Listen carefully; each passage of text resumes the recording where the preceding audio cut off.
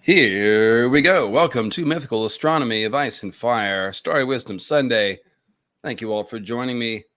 Looking especially dapper out there in the pews today, wearing your Sunday best. Appreciate that.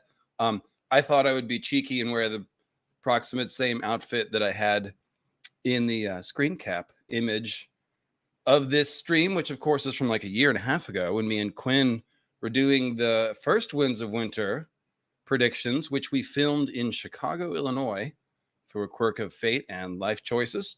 And now I'm back in California. And of course, it's, like I said, it's been about a year and a half since we did the original Winds of Winter predictions, but I thought it would be fun to, and yes, Golden State is rolling. My man Curry, they made the mistake of giving him some sort of bad call or something. He got angry and hit a bunch of three-pointers. Whatever, it's basketball. So what we're going to do today, I thought it would be fun to have one stream that has basically the quick version of all the Winds of Winter predictions and then some. Where I'm going by character this time instead of sort of by plot arc as we did in the Winds of Winter predictions. So if this will be a great stream, if you just want to get a whole bunch of predictions specifically about where the main characters are going in the Winds of Winter. That's what we're going to talk about today. Now, I've made a fun little board to go along with this. Here it is. It's the Winds of Winter board. So we've got 21 POV characters who are left alive going forward in the Winds of Winter. And this is not including any potential prologue POVs, but the 21 main characters who've had POVs who are still alive. And we're going to turn them all over like bingo cards. And we're going to go through them. And so first, before we do that, I'd like to say rest in peace to our POV characters who are no longer with us. Eddard Stark, Catelyn Stark, Quentyn Martell, Aerys Oakheart, and from the various prologues and epilogues, there's Will of the Night's Watch, Maester Cresson, Chet of the Night's Watch, Merritt Frey, who's hung by Stoneheart, if you remember, Pate, Pig Boy Pate of the Citadel, killed by a faceless man, and Kevin Lannister assassinated by Varys' little birds at the end of A Dance with Dragons. So, yes, rest in peace. No longer with us. Quentyn is not alive. He does not have a square. I almost thought about making a joke square for Quentyn and flipping it over and saying his Winds of Winter plotline will be to remain dead. But that would have messed up the 21 square symmetry of this fine diagram. So, folks, the way that you can use the PayPals and Super Chats to participate today, and of course, paypal.me, Mythical Astronomy, the best way to support the program. You can also use the Super Chat function inside of YouTube.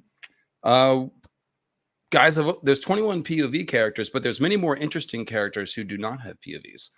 So I will leave it to you, the audience, to call out non-POV characters, and we'll do their Winds of Winter predictions too. People like Marwyn the Mage or the Sand Snakes. Fagon is not a POV character, so yeah. And I think George has said we're not going to get new POV characters either. So what we have is what we've got going forward. So yeah, either PayPal or Patreon will get it done today, or not Patreon, PayPal or the Super Chats via YouTube to call out characters that you would like to see me talk about.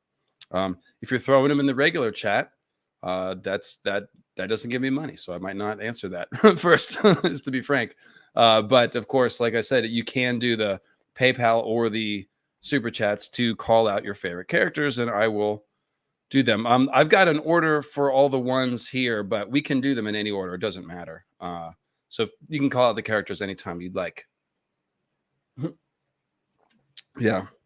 Nimble Dick is dead, so he doesn't have an arc going forward. But let me get my email pulled up ready so I can see those PayPals as they come in. Yeah. Oh, yes. My Daenerys essay is coming along swimmingly. Okay, I've got that up. Very good. And I'll see that on my phone as well. So first of all, we're gonna start with some of the main characters here. We'll be able to go the fastest through those because I've talked about them many times, right? Okay, so for example, Daenerys. Let's go ahead and start with Daenerys. We left Daenerys on the Dothraki Sea. When last glimpsed. This art is by Felix Sotomayor Art. And yes, thank you, Will Ferran. Yes, if you want to suggest a non-POV character for me to discuss, the cool way to do it would be to ask a question or make a prediction along with that. So the chat can benefit from your wisdom. So Will Ferran, for example, has just said, do you think Obara will betray Areo Hotah? So Obara Sand, not a POV character. I am going to mention Areo, but Obara is not. So I will talk about Obara, and Will has asked a specific question. Very nice. Yeah, I think it's very possible. If you notice, the Sand Snakes, they want to provoke a war with the Lannisters. Dark Star seems to want to provoke a war with the Lannisters. So even though Areo Hotah and Obara have been sent to, quote, beard Darkstar in his den up at High Hermitage, it's very possible that Areo Hotah will be the one not walking out of there, and the Obara and Darkstar could find common interest. I do think Darkstar is the one who has an interesting plot line going forward. So if somebody wants to turn over the Darkstar, then we'll talk about him. But yes, I do think it's very possible that Obara could betray Areo. And you never know. That could be Doran's plan for all we freaking know. Doran is a schemer, and he's not above sacrificing someone like Areo Hotah, or maybe Areo is in on the plot. Like we just don't know. Doran is a real MFer as far as the plotting goes. So thank you, Will. And like I said, we left Dany on the Dothraki Sea confronting, I think it was Calmago. It was one of Drogo's former blood riders who has always kind of hated Dany, or one of his co's, I forget which one. But he basically has always had it in for Dany. This is one of the guys that was wanting to rape Aroa, and Dany stopped it in a Game of Thrones. And so he's had it out for Dany since then. So now here comes Dany on the Dothraki Sea. She's come full circle, confronting basically the worst of Dothraki culture, which she's always chafed against. And here is Dany with Drogon. They were just eating the horse. In fact, you can see here there's the dead stallion under Drogon's paw here. So this would be the scene where, Dany's riding Drogon. Drogon lands on the stallion, breaks his back, and then they get off and eat the thing together. And Dany thinks about how, Daario would think this was cool, but his Daario would be freaked out. So interesting scene. Of course, we expect Daenerys to take over the Dothraki somehow. She will her and Drogon will fulfill the stallion who mounts the world prophecy in all likelihood. And that means that they will unite all of the rival clans of the Dothraki. It's very likely that Dany will do this by literally replacing the Dothraki leadership, potentially in a scene similar to what we saw on the show, where the other cows are burned or somehow made to submit to Dany. I don't think they ever would submit, so she's going to have to kill them. I expect her to end the tradition of the Dosh Khaleen being confined to Vaes Dothrak, and that the Dosh Khaleen will come back to Slaver's Bay and play a major part in helping to provide stability and peace in Meereen and the rest of Slaver's Bay. The Dosh Khaleen, they administer a city. That's what they do. Vaes Dothrak is the only Dothraki city, but it's where they've all lived their entire lives there after their call dies. So not only are they wise women, quote unquote, from like an archetypal point of view, they specifically know about adjudicating disputes, about governing a city, so I think they'll be playing a major role there. So Dany and Drogon uniting the clans, and fulfilling the prophecy, leading the Dothraki back to the Slaver's Bay as a unified fighting force and ready to get on those Ironborn ships and go to Westeros. So that's what we got for Dany. So we will fill in Dany Square. Boom. There's Dany. Saw another super chat coming in. Alaris Sarella, what role do you think the Sphinx will play in the events to come? So I think Alaris the Sphinx, who is really Sarella Sand, one of the Sand Snakes, who went to Old Town to study because she is curious about the world. She's smart. I think she is one of Archmaester Marwyn's little group. So I think that she's already in proximity to Sam Tarly. And I think that she'll probably help Sam escape when Euron attacks the Citadel. It's pretty clear that's where this is going. Euron's coming to Old Town. There's going to be a big naval battle. Euron's probably going to win, and Sam is going to be in the position of grabbing books or artifacts or other things from Old Town that we want to save before Euron takes over. He's going to need to escape the city in the middle of a battle, or after Euron has taken over. And I think a Dornish Sand Snake is just the kind of person that would be able to help Sam pull off that escape, because it's not really believable that he'd be able to do that by himself. I mean, Sam's grown a lot as a character, but he's not very wily. He doesn't have guile just yet. So Alleras the Sphinx, who is really a girl posing as a guy, knows, obviously Sarella knows all about trickery and disguises. She's been at the Citadel for a while, so is obviously an intelligent person and a sand snake. So potentially a very highly competent character in Sarella Sand, a very interesting character. So that's the first thing I would say about them.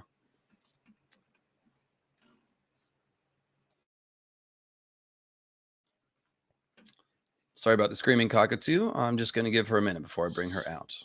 So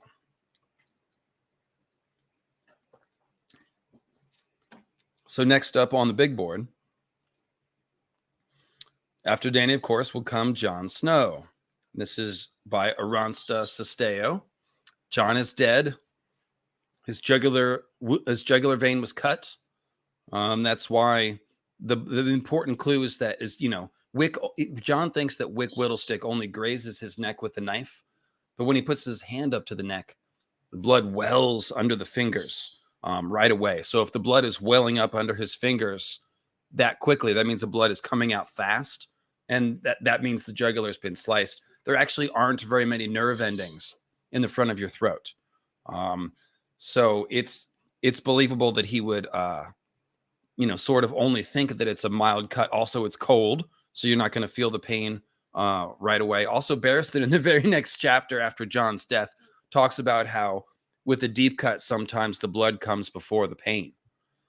So there's a little delay with the pain with these cuts. So that's what's happened to Jon. His neck is bleeding, but he thinks it's just been a mild wound, but the blood tells us otherwise. So by the time he's taken the third and fourth knife wound, he's already lost feeling. His hands are limp. He can't grab his sword. It's not magic. He's already losing blood pressure. That's what's happening. And that's why he faints so quickly and passes out there. So Jon is dead.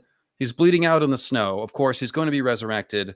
My latest Jon resurrection talk is really to be found in the last live stream that I did, or the second, 2 live streams ago, Melisandre Secrets 5, Chosen of R'hllor. We got into all the various scenarios about Jon being resurrected. Of course, basic scenario, his body could be stolen by the others for a time while his spirit is in Ghost, which would sort of make some of that Lord Snow, icy, Jon Snow's accursed name. It's symbolic to Jack Frost. All of the other symbolism that Jon has could be realized if his body were to be stolen by the others as part of their attempt to get through the wall. He may end up leading the invasion of the others on Winterfell, just as he was going to attack Winterfell right before he died. And of course, he will ultimately end up Fire White. George has pretty much given that away by saying that Beric is a Fire White and is foreshadowing for Jon Snow, as I've covered in the Melisandre Secrets video. So ultimately, he'll end up a Fire White, but he'll probably be a little bit better off than Beric or Stoneheart, simply because we know his spirit isn't just dissipating out into the ether, but it's actually being housed inside of his wolf. So I speculated that, of course, Jon's spirit and Ghost's wolf spirit will merge by the time that they are put back in Jon's resurrected body, which means that resurrected Jon will be a wolf man, Ghost and Jon. And I've even gone further to say that perhaps Ghost's wolf body will then be fire whited, and we'll get something that resembles Theon's vision of Robb, where he stalks into the Winterfell with a snowstorm at his back with all the wounds and the wolf's eyes are burning. So we could see something like that, where Jon and Ghost are both fire whited. Jon could end up being an ice and fire zombie as well if his body is stolen by the others first, but then freed by Melisandre. You could get sort of like an icy outside with an inner fire that might match Jon's dream of being armored in ice with a burning red sword, so on and so forth. So there's a lot of possibilities for Jon's resurrection. The main thing we know is that Mel's going to be involved for sure. Bran may be involved, guiding Jon's spirit while it wanders the Bardo or the astral plane or whatever it is, the weirwood net, or even just to help Jon's, sees things. When Jon is in Ghost, he'll probably finish that dream of walking the crypts, right? And he might see Lyanna's shade. Bran might contact him in dreams. Bran's already contacted Jon in dreams before and sort of booped Jon on the forehead, opened his third eye, and helped Jon have his first skin changer dream. So Bran could be involved. And the main thing is that Jon's skin changer his status as a skin changer is going to make him a better zombie than what we've seen so far. Now, that could mean that he'll have flowing blood and vital processes and can have children with Daenerys, or at least not look like a haggard zombie. It may not. We don't know. So we'll just have to see. But I've covered all those possibilities extensively in that Mel Secrets 5 video as well as elsewhere. So let's go ahead and put Jon up on the big board. Boop. And I got a couple super chats that went by. So let me go back and grab those. There's 2, I believe.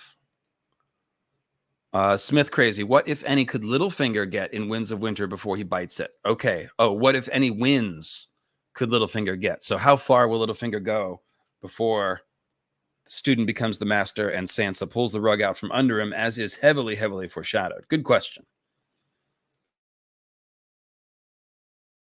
And of course, Littlefinger's not on the board. So a good one to bring up and discuss. By the way, Littlefinger, I think, should have been the winner of our poll in our Mythical Astronomy family Facebook group that Minty put up. If Jim Carrey was going to play any Song of Ice and Fire character, Littlefinger or Patchface, Craster, those are my favorites. Who ended up winning that poll, by the way? Craster. Okay, yeah. So an insane Jim Carrey Craster would be awesome. But Littlefinger would be a good Jim Carrey role. So anyway, I digress. Littlefinger, I think,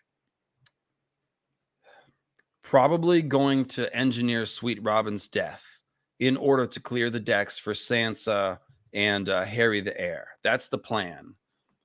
Peter's basically spelled that out without telling Sansa that that he's going to kill Robin, but he's just kind of said, Robin, yeah, he's kind of sickly. He's probably not going to hang around that long, So eventually Sansa, blah, blah, blah. So you can sort of fill in the dots there. Likely Peter Baelish will try to make Sansa complicit in Sweet Robin's death, just as he made her complicit in Joffrey's death. Not sure if that will happen or not, but that's what Peter Baelish will be trying to do. So in the show, Peter Baelish lives a little bit longer than I think he might in the books. I'm not sure if he'll make it all the way to Winterfell. It would be poetic if he died at Winterfell, but I suspect he might not make it out of the Vale. Or it could be that the Elaine Stone, Peter Baelish storyline will eventually intersect with Aegon, and that they'll make it back to King's Landing. So Peter Baelish could successfully arrange for a wedding between Elaine Stone, who would then come out as Sansa, and Harry the Heir, or even Aegon, before the tables are turned on him. That's what I would guess.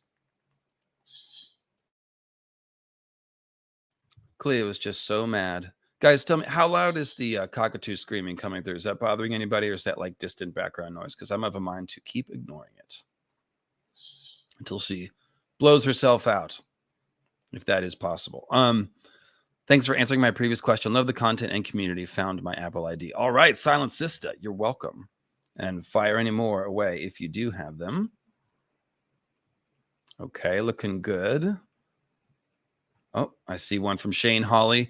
Will Varys turn out to be Aegon's Blackfire uncle? I think so. Yeah, it seems like Varys' sister is Illyrio's Sarah, who would be Aegon's mother. That's the most likely Aegon Blackfire theory. So yes, it'd be Uncle Varys, who that would make Varys a Blackfire. Wait, does that make sense? He says that Illyrio says the Blackfire died out the male line. Oh, I guess that doesn't mean there's no men. It just means that the male line of Blackfyre is okay. Yeah, so that fits. Yeah, that all works. I believe that's correct. So yeah, distant, can barely hear her. Okay, good. Screw you, Cleo. You're gonna have to wait. She runs my life, man. Don't feel bad for her. All right, so let's pull another one off the big board. Next up would be Bran Stark. Like I said, main characters first here. So Bran, of course. Let me get rid of the grid. You don't need that grid there. Okay, so Bran, of course, is down in a cave learning magic from Bloodraven. That's where we saw him last. Last chapter that we saw, he had that dream where they're using that motif of the moon being as thin and sharp as the blade of a knife. And he sees, we just get a sort of a montage of all the things happening. He might be eating Jojen. He might be thinking about using Hodor to try to make out with Mira. Hodor's wandering the caves. Bran's, skin changing his body. And the whites are circling up above. So that's where we've left Bran. What is Bran going to be doing in Winds of Winter? So I just want to clarify, I'm not trying to necessarily predict the entire arc, but rather just the Winds of Winter arc. So what's Bran going to be doing in the next book specifically? Well, in Dance with Dragons, we only get 3 Bran POV chapters. And that's because Bran is becoming a character who knows too much. And Martin has talked about not wanting to give us POVs from characters who know too much, like Howland Reed, for example, because it would give us stuff away. And we just got one Melisandre POV. She's another character who knows a lot. So George was very careful in how he used Melisandre's inner monologue and what she talks about to simply reveal certain things to us. The key thing that we learned a lot in the Melisandre chapter, but we learned that Jon Snow's face is appearing in the visions when she asks for a glimpse of Azor Ahai. That's a major clue that resurrected Jon is going to be another Azor Ahai reborn fulfillment, just like Dany already is. So I think that Bran will have limited chapters in Winds of Winter as well, because every chapter that we have from Bran at this point is going to be dishing out major revelations. He's basically just sitting in the cave and tripping his little Stark nuts off, as I always say, and having visions and learning about the past. So every chapter of Bran's is going to be hard exposition, lots of information coming. So I guess another 3 chapters, that might be it. It depends on how soon Bran is going to leave the cave also. I think that we're going to see the long night fall with the very end of the book. And Bran very well may not leave the cave till after that. So I suspect he could be in the cave basically all of the next book. Although I could also see an attack on Bloodraven's cave happening before that. We'll have to see. But yeah, if he's leaving the cave, that would probably be the last Bran chapter of the book.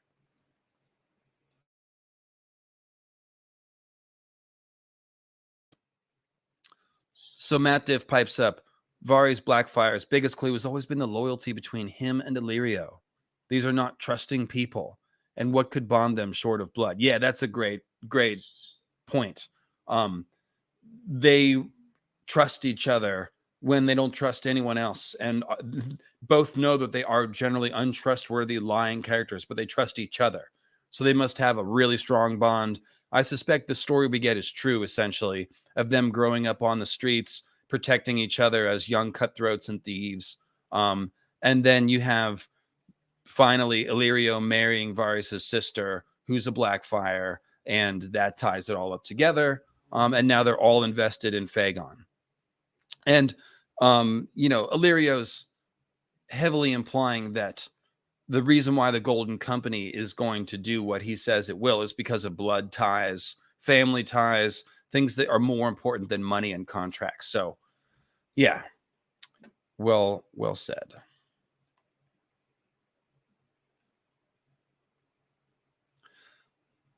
Oh, the Bran picture was supposed to be on screen. Yes, it was. Thank you. Yeah, if you hear me talking about something and you don't see it, then raise your hand. So here's Bran. This is Aldo Katayanagi. I've used this picture many, many times. You guys are familiar with it. We've got the blood. What I really like about how the blood is all strewn through the tree roots here. See the crows chilling on the branches down below. And there's our favorite tree wizard, Blood Raven, the mushroom and some weirwood branches growing out of his head. Very cool. So let's put Bran up on the big board. Bran. Pop over to my email. Okay, we're good there.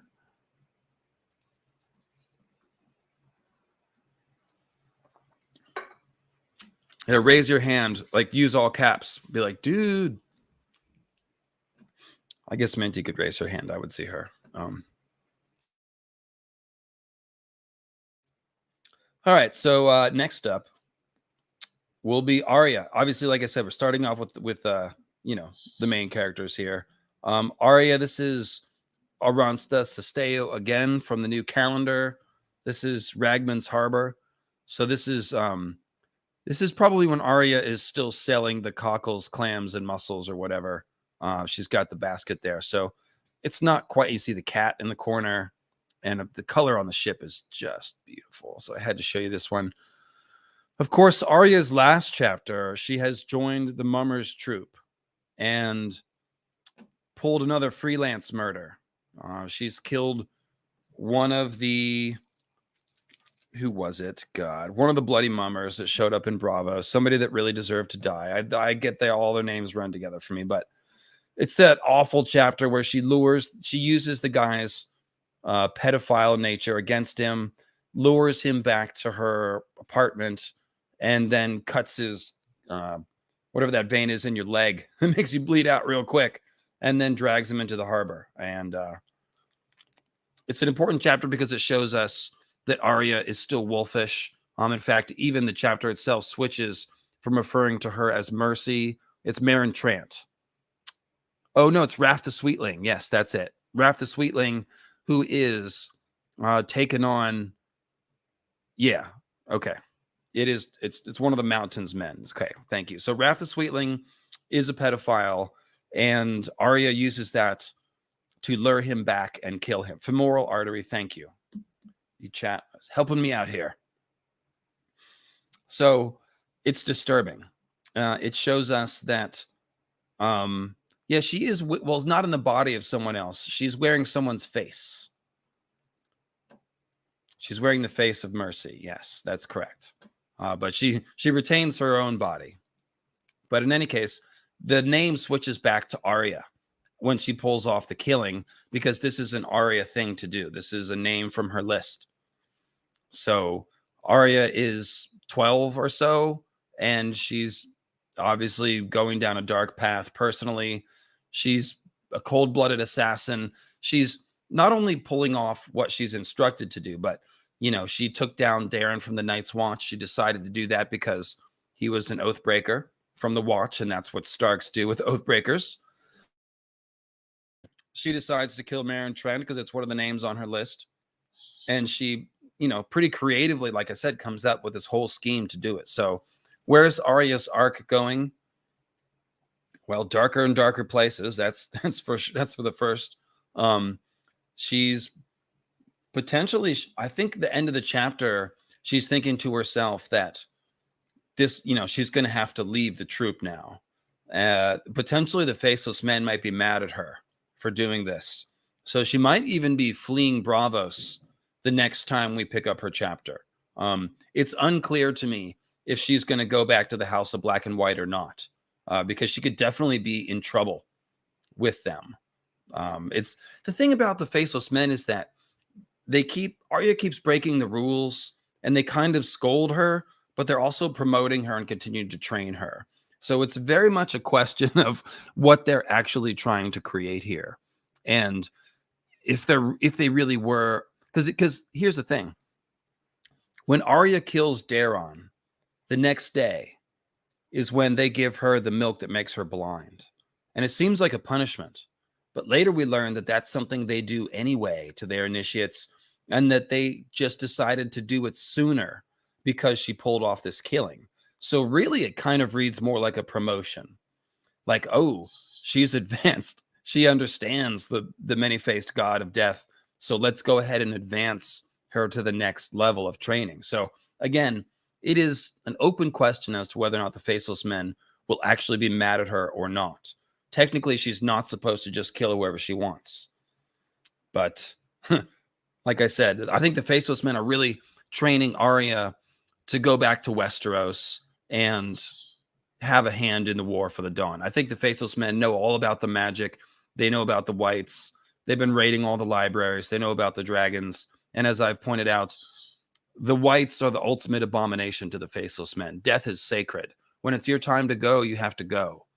So raising the dead, it would be just the most awful thing to them. So, and in a future where all living people are turned into whites and winter presides forever, this actually would be very bad to the Faceless Men's beliefs. So I do think they potentially could be training Arya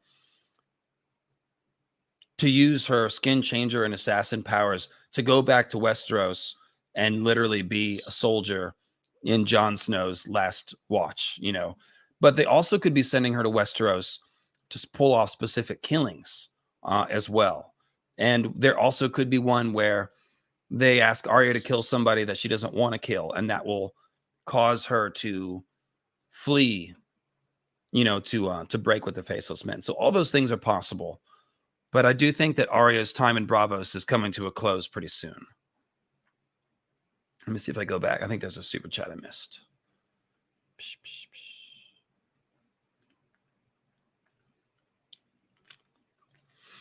From Violet Dragon, do you think mayhaps that Bloodraven will try to escape the cave with Bran?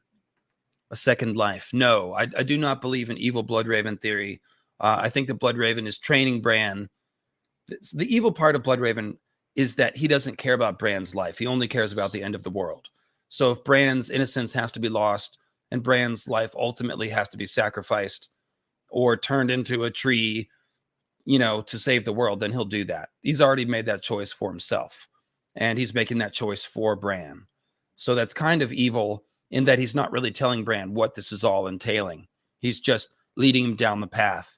But it's the path that Bran needs to walk to save the world. So I think that's the extent of Bloodraven's being sinister.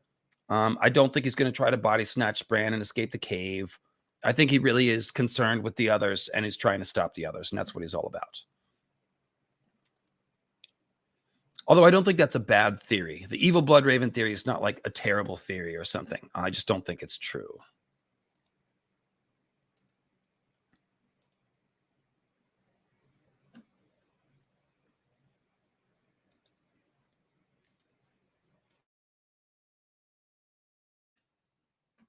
All right, so let me put Arya up on the board. Boop. And I'm also pulling up the Nimble doc so I can be on top of any. Here's one from Alex Mars. Can we expect to get a Varys POV in Winds of Winter? So again, I think that George has said we're not going to get new POVs. And Varys knows way too much to be a POV. So no, I would say definitely not. But he's a character that will continue to just turn up in scenes like he did at the end of that Kevin Lannister chapter. And then he'll resurface again when Aegon comes to King's Landing. So, all right, cool. So I'm caught up. A couple of PayPals came in.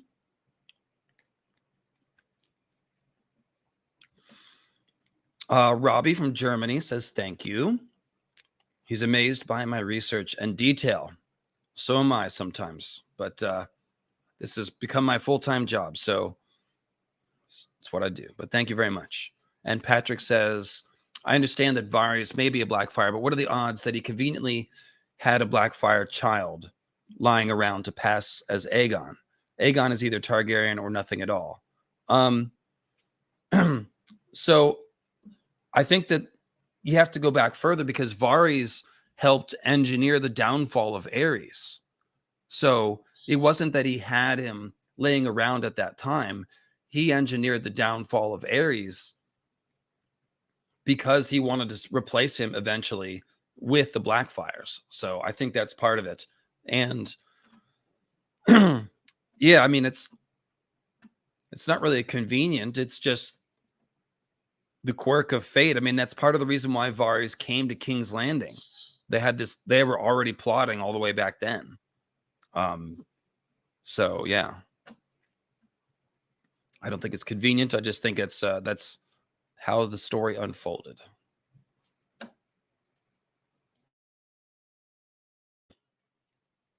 All right, so next up would be Sansa, and this one is by Anna Pazanik, and this one is obviously Sansa walking with Sweet Robin out of the Vale across that little skinny rock bridge. That's where she hears the ghost wolf howling.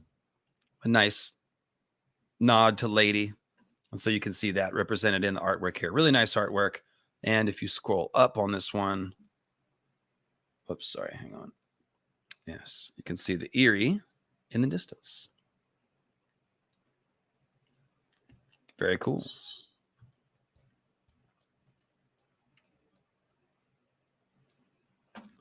Okay, so Sansa, we already mentioned a little bit when we talked about Peter Baelish. Sansa is very likely going to continue on as Elaine Stone for a little bit longer.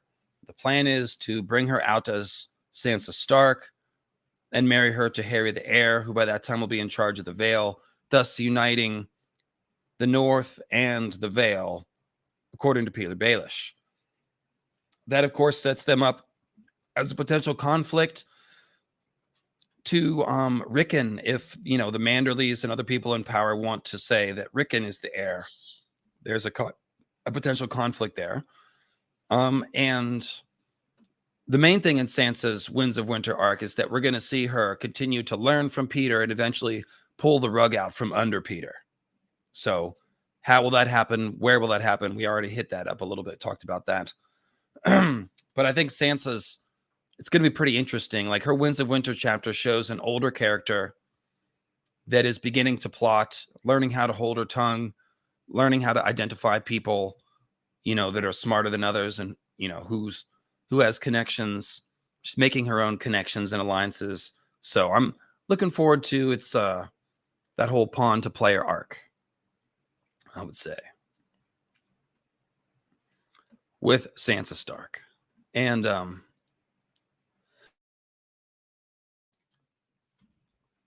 think ultimately, and I'm going to make a video about this, I do think Sansa will eventually regain her magic. And I think that will be not with a wolf, but with birds. And all of this little bird stuff that's around Sansa will turn into foreshadowing for a magical thing. So like I said, Jon Snow has his skin changer gifts awakened by Bran through a dream. And I think that Bran is going to essentially bring all the Starks back together to Winterfell at the end of the story here, before the last battle. And I expect that he may contact Sansa in dreams. It seems like Sansa's arc is to eventually come back to her Stark identity. Peter Baelish is having her subsume her identity. She was abused by Joffrey, but ultimately this is coming back around to Sansa becoming a Stark again. And I think that rediscovering her magic will be part of that. I've got some mythological parallels that foreshadow that as well. So I'll talk about that in the video, but I want to save that for the Sansa's magic video that I'm going to get, or that I'm going to make. So yeah, she's roosting up in the Eyrie. Exactly. The Eyrie is a place where birds are. So there's lots of good bird symbolism happening. And ultimately, I do think that Bran will awaken her magic, bring her back to her Stark identity even more, and that she'll be skin changing ravens. And that'll be pretty friggin' cool. So let's put Sansa up on the board. Boom. Next up is Rickon. And this is by Ertak Altanaz. Take Me Back to the Wolf's Den, this is called. Let me go grab Cleo real quick, and I'll be right back.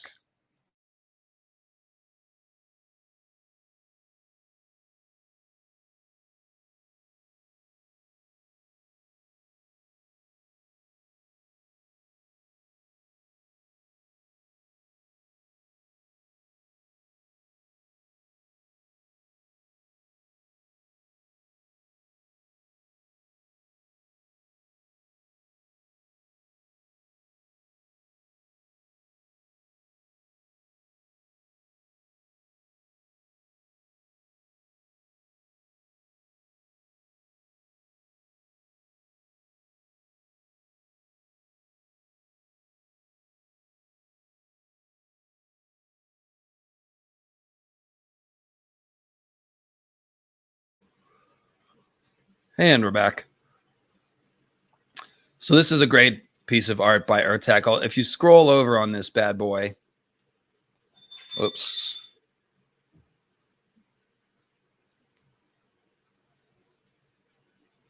You can see cannibalism. Yeah, so there's those Skagosi cannibals. See, this is part of a person. And he's dangling over the cook pot.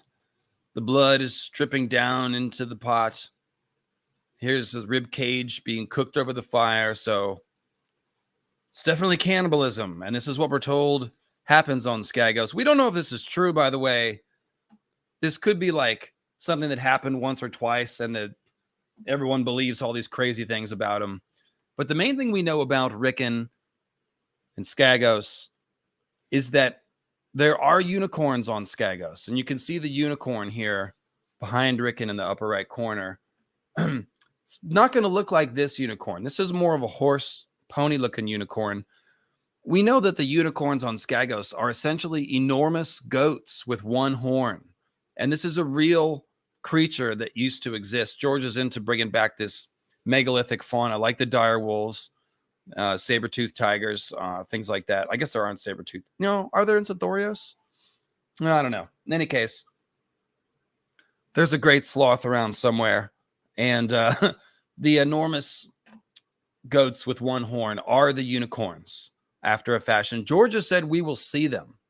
And we've already got a glimpse of one in one of Ghost's wolf dreams where he sees through the eyes of Shaggy Dog for a moment. And he sees Shaggy fighting with one of these unicorns. So we know that he's on Skagos. The thing is that the Starks have a Skagosi woman in their bloodline about 3 or 4 generations back. So they very well could recognize Rickon as a kind of prince.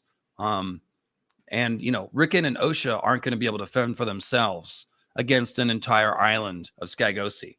So the only way that they survive is if the Skagosi decide not to kill them, which means they'll probably recognize him as a prince and maybe even take an interest in the affairs of the realm, as they have before. There was a rebellion about 100 years ago on Skagos. That's where Barth Blacksword died, as a matter of fact. So it's very likely that we're going to see Davos. Well, I'm going to talk about Davos separately, but Davos has been sent to Skagos to bring Rickon back. So we're going to see Rickon with these Skagosi, most likely, riding into a battle. There's going to be unicorn goats and cannibals riding on the unicorn goats. Rickon's small enough to probably ride on his dire wolf. So it's going to be a real, beast army. It's going to be pretty friggin' cool. Going to be a cool fantasy trope that George will play around with. It's, the Manderleys are the ones trying to bring Rickon back onto the chessboard as a piece, if you will. And the Manderleys want to supplant the Boltons because the Boltons suck. And everyone hates the Boltons. The Boltons, were part of the Red Wedding that killed a lot of people from the north. And so that's why Wyman cooked 3 of the Freys into pies, right? So the total destruction of Freys and Boltons is what Manderley's about. And part of that's going to be replacing, using Rickon to turn everyone's loyalty against the Boltons. So this could lead to Rickon's death, or it might not. I don't think that it necessarily has to, but it very well could. So all I know is that we are going to get some really good combat. Rickon's going to come back wild. He might resemble young Varamir Sixskins a little bit, full of rage. He's been abandoned essentially by his family and everyone he knows except for Osha, the wildling. So yes, he's going to be a wild wolf Stark. And his skin changer magic is probably going to be very strong because it set in at a younger age than all the rest of the Starks. And he also had the dream of Ned's spirit in the crypts, just like Bran did. So he's having dream visions as well as using skin changer magic. So I think Rickon's will be very fearsome, and he'll get thrown into a battle somewhere. Very likely could end up dying, but not necessarily. He's just not going to be like a main factor in the end of the story. It's going to be sort of more of a side character, but we will see him. So let's put Rickon up on the board. Boop. And next up is Tyrion, and this art is by Jamga. Tyrion, of course, is one of the 5 main characters from George's original outline. And he is, the villain, of course, as George said. And as I've been recommending, Alt-Shift-X did a great Tyrion character deep dive on his channel. So check that out for sure. But I think that Tyrion is obviously heading towards becoming Dany's advisor. That's no secret. But the main thing is that whereas he's the gentle advisor, the angel on Dany's shoulder in the books, he's going to be more like the devil on Dany's shoulder. I'm sorry, on the show, his character is sanitized, and he's essentially urging Dany not to kill people and to be gentle and not attack and all these things. But Tyrion is the opposite.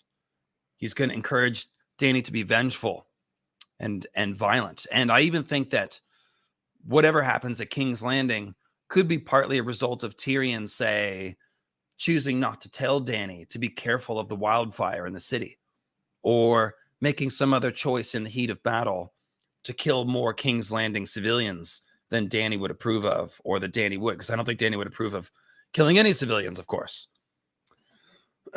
So definitely a darker arc, and he's going to be a very useful advisor for Dany.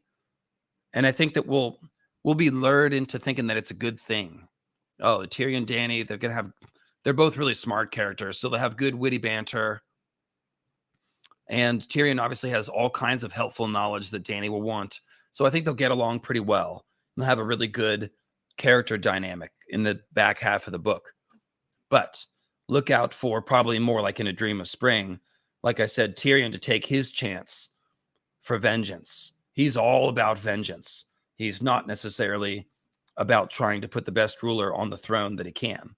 Although sometimes he thinks about stuff like that. So I do think there's a possibility for Tyrion to have some amount of redemption.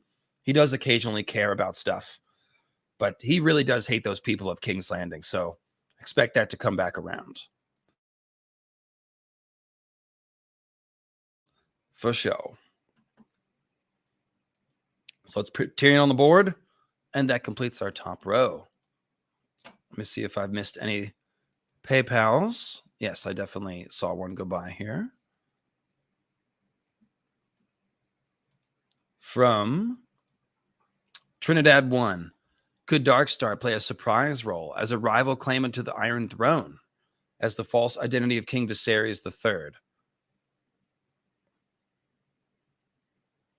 Oh, this is okay. So you're referring to a theory that Darkstar is actually got some Targaryen blood. So this theory comes from it's wrong, I think, and it comes from people misunderstanding the silver hair that Darkstar has. All the Danes are showing us Valyrian looks. We don't know what Gerald Dane looks like, but Ashara Dane has purple eyes. Ned Dane has silvery hair and blue, almost purple eyes. And then Darkstar has his looks. Also, Diana Dane married into the line of Targaryen, and then all her children looked super Targaryen. So she probably had some Valyrian-looking features as well. That all comes from the Great Empire of the Dawn, though, as I've elaborated on my Great Empire of the Dawn series. George has said specifically that the Danes are not related to the Targaryens. So Darkstar is not a Targaryen, and there is no connection to Viserys. I'm not sure if you're saying maybe he'll fake it, but I don't think that's where that's going. Darkstar is going to be a fake Arthur Dane in Fagon's Kingsguard. That's my guess. Fagon is fake Rhaegar's son. Rhaegar's best friend was Arthur Dane. So if Darkstar shows up in King's Landing with Dawn, which I believe he will steal, check out my Stealing Dawn video. Darkstar will steal Dawn. Then he'll be welcomed by Fagon. And there's a scene where Fagon's talking about, with Jon Connington, how to use those Kingsguard slots. And they want to use them for basically political advantage. And the Sword of the Morning is a very important political symbol. So I think that Darkstar will be welcomed in Fagon's Kingsguard. And then when Dany takes the city, or tries to take the city from Fagon, I think that's where Darkstar will die. Sand Snakes may have a role in that. Who knows? And eventually Dawn will make its way, into Dany's hands, and she'll give it to Jon, and that's how Jon will get it.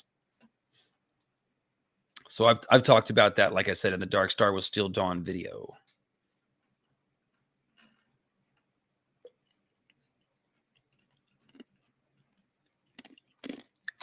Tyler asked one about Mira. Let's see if I can find that one. It's a highlight.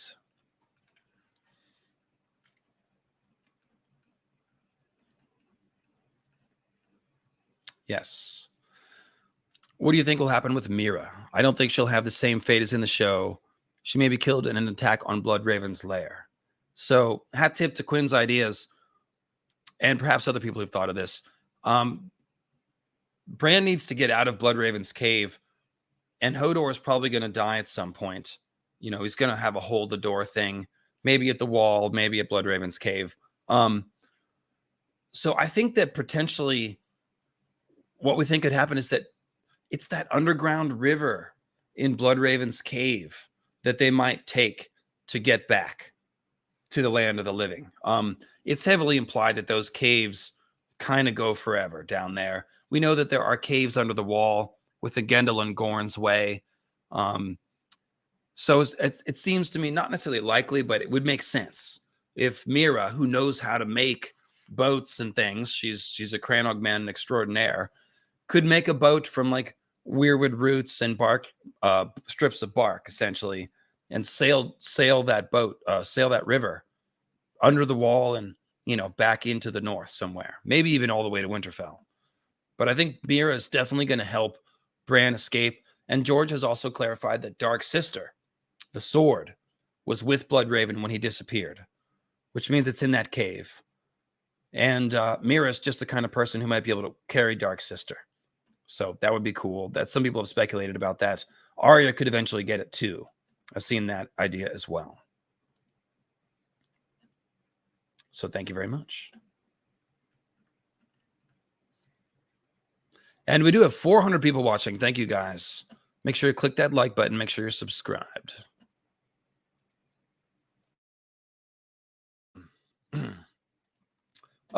Mark Daniel just thanking me for the hard work. Thank you. So next up on the big board, which I'll put back on the screen, row 2, we've got Jaime. This is not exactly where Jaime was last seen. This is the scene where he's giving Oathkeeper to Brienne.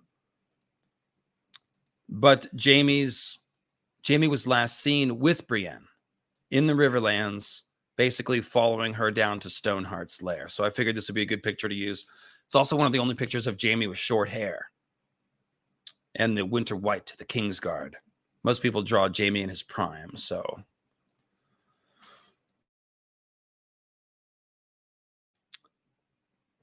So I had to use this one.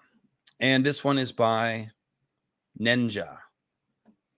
So like I said, I've talked about Jaime a lot recently because we've been talking about that dream that he had where he is down in the bowels of Casterly Rock in the watery caverns, and he's got a burning sword with Brienne, and he's facing the Knights of the Kingsguard, basically his ghosts, his memories. And that was a Weirwood Stump dream. So that could have been sent by the old gods, quote unquote. It could have just be just a very important dream, but it's certainly some foreshadowing. So I think it does foreshadowing Jaime joining the Night's Watch and fighting the others. The Kingsguard in that vision are very other-like. There's snowy and trailing mist, and they're specifically ghosts, pale shades, bloody. Yeah, I'm almost to 40,000 subs, guys. So really do make sure you're subscribed to the channel if you're watching. And yeah, help me get there if you're not. So in any case, I do think Jaime eventually, probably more a dream of spring, will end up fighting the others with Jon up on the wall in Winterfell or somewhere else in Westeros. But before that, we've got to have resolution from Stoneheart's cave. And essentially, Stoneheart wants vengeance against Lannisters and Freys for the Red Wedding. And family duty honor dictates, that's the Tully words, dictates that Catelyn Stark will be working for the restoration of her family's honor. And this means giving Riverrun back to the Tullys. Right now, Riverrun is held by what's that Frey that married Jaime Lannister? I think it's Aemon Frey. Yes, Aemon.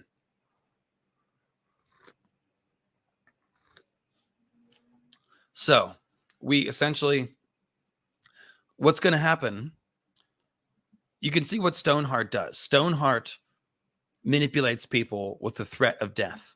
She told Brienne to help her basically get Jaime. Brienne refused. So then she went to hang Brienne. Brienne's last word was sword, Martin has said, which means that Brienne essentially changed her mind and said, give me the sword and I will use it against Jaime for you. And then we see Jaime's last chapter. He disappears. He sees Brienne, he follows Brienne, and we don't hear from Jaime for a couple weeks later. Somebody tells Cersei. So he followed Brienne down to Stoneheart's lair. And the only way Stoneheart doesn't just kill him is if she's going to force him to do something for her, which would obviously be to help engineer the downfall of Riverrun, or the delivering of Riverrun back to the hands of the Brotherhood without banners and the Tullys, taking it back from the Lannisters. The Brotherhood without banisters. They have very dangerous open stairwells.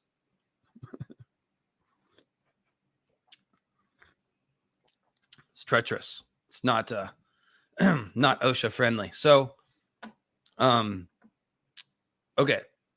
where was I? So Brienne is going to be, probably Brienne and Jaime may be forced to fight. Or it may be that they're asked to fight, and the only way they can get out of it is by, like I said, working for the downfall of Riverrun. But there's going to be some gut-wrenching scenes in there. Jaime's going to be compelled to do that. He's already turning against Cersei anyways. So Jaime's going to be basically continuing his arc of being put between conflicting oaths and senses of duty and honor and loyalty. He's always been caught between those from the moment he was, named to the Kingsguard by Aerys, essentially as a way to get back at Tywin. And then when he murdered Aerys to save the city, he's always been caught between.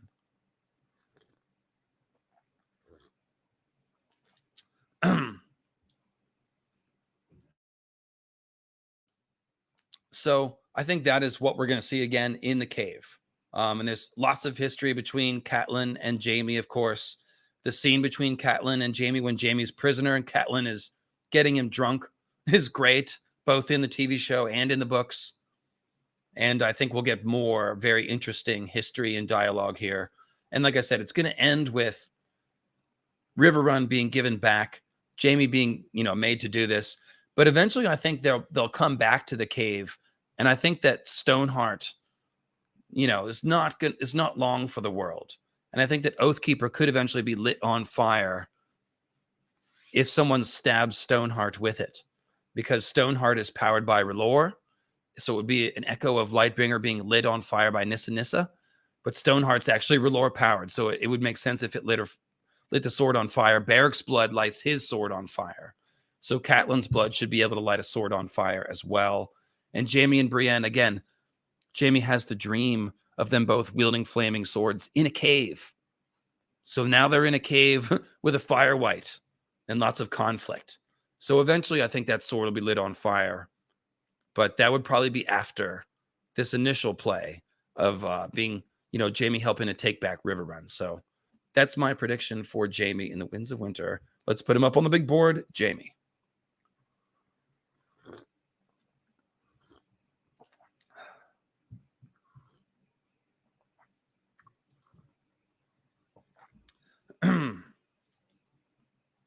Yeah, so definitely, I do think Winds of Winter's, I think he's been working on it for 10 years, so he's not just getting started. It's got to be almost done. Clearly, he's written himself into some sort of corner, or he's having, he wrote something and then had to redo it a couple times like he did with the Marinese Knot. We know that George is an inspirational writer. He doesn't like to outline too much. He follows the inspiration of the scenes, and sort of takes it where it will. He knows roughly where he's going to. George isn't lazy. Cooler Than Glidus. Look, don't kick him out because I like Cooler Than Glidus. But let me give you the warning, Cooler. Like, we're only here for positivity for George. And the way that I frame it is, George is the one who's given us all of this literature that we like discussing that's enriched our lives. Now, clearly he is struggling to finish Winds of Winter. He wanted to finish a while ago. That's cool. It's cool. I know you're a nice guy. So like I said, not exploding with anger here, but I just want to explain my view on this. To the extent that George is struggling to finish, I just think that all of us should be encouraging him. Obviously he's wrestling with something, that isn't quite working, that isn't done, doesn't sit right. He wants to give us the best book that he can. He wants to make good on all these character arcs. He wants to give us nothing but inspired storytelling. And he's got a lot of balls in the air, specifically at this point in the story. So I think the last book will be easier for him to write because things, a lot of arcs will have come together. Separate characters will be operating in the same sphere. Some people will die, right? So I do think that Dance and Winds are uniquely challenging because the story is the most spread out. But basically on my channel, and what I'm encouraging everybody to do is just encourage George like you would a friend who is trying to finish a great project, and he's almost there, and you can see he's working really hard. He's wrestling with challenges. Like, what do you do to a friend, right? You encourage him. So that's what we do here. And I do think that he's got to be close to being done. It's probably just some last challenge that he's trying to get down. And yeah, I think we'll get it soon. And hopefully A Dream of Spring won't take another 10 years. I do think there's the way the show ended may have obviously caused some emotional turmoil, stuff like that. But whatever. I don't really want to. I've addressed that issue on other streams, so I don't want to go too far down that hole. Yes. Winds of Winter in particular, though, I do think it's got to be coming soon. So next up, let me check the doc, actually, to make sure I'm up to date on Super Chats. Looks like I'm doing good. And thanks you guys in the chat and Minty for helping me not miss any. I really appreciate that. Helps people feel comfortable using the system. If I were missing him, then people wouldn't want to do it. So it means a lot. Appreciate the help. Oh, this tea is great. Yes, thank you, Minty, for the tea. Thank you. So next is Cersei. This is a new piece of Cersei art that I just found this morning. It's by Laura Ferreira. And you can see the mountain is behind her. So if we scroll up on this picture, you can see the spooky mountain. Oh my. Well then. You want to get in on the Cersei action, girl? Come here. That kind of makes sense, actually. Since you're sort of a spoiled, selfish bitch. Come here. Yep. It's true. Yeah, I said it. There's no pink elephants in the room here, girl. Yes. So this picture of Cersei is book accurate in that she's got the short hair. She's, the last we saw with Cersei, she essentially did the walk of shame, and then she's back in the Red Keep, essentially plotting and waiting for her trial. So we haven't seen a lot of Cersei. She wasn't in Dance. She was in Feast, and it pretty much ended with the walk of shame. And then we've heard a bit from Kevin Lannister, that she's basically chilling right now. Kevin thinks that, Cersei's claws are pulled and that she's no longer a threat. Of course, we know that's not true. Cersei's crazy and obsessive and vindictive and remembers every slight and all the other stuff. So Cersei has a trial coming up. I do suspect that Cersei blowing up the Sept to avoid her trial is something that may be loosely based on something from the books.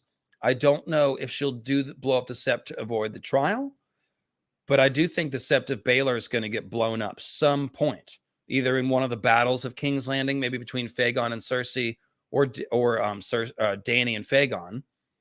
But Dany does need to, Cersei does need to get out of her trial somehow. Now, obviously, trial by combat with the Mountain is the most likely possibility. But I still think Cersei could end up using wildfire to turn the tables on people. Now, let me ask you a question. Who do you think is going to be fighting Gregor in the trial by combat? I really don't think it's going to be the Hound. He's on the Quiet Isle. He's got no obvious plot path back to King's Landing. Lancel doesn't make any sense. He's so weak. Is there some like fearsome warrior from, the Warrior Sons that's just going to sort of appear to fight him, or will somebody volunteer to fight for basically the faith? It would be, because it's not Marjorie versus Cersei. They each had their own trials. Marjorie's already been proclaimed innocent, so it's Cersei versus the faith. So the person that fights the Mountain should be a representative of the faith. And what's interesting is that when Gregor fought in the battle representing the crown, fighting against Oberyn, who represented Tyrion, Gregor actually had the symbol of the faith on his shield. But now, as Ungregor, he's going to be fighting against someone with a shield representing the faith of the Seven. So that's a cool reversal. I just don't know who it's going to be. It could be a Kettle Black. Areo Hotah is not anywhere near King's Landing, so I don't think it could be that. A Sand Snake could get there in time. But it would have to be Obara's the only one that would want to fight physically. And she's not there, so that wouldn't be a Sand Snake.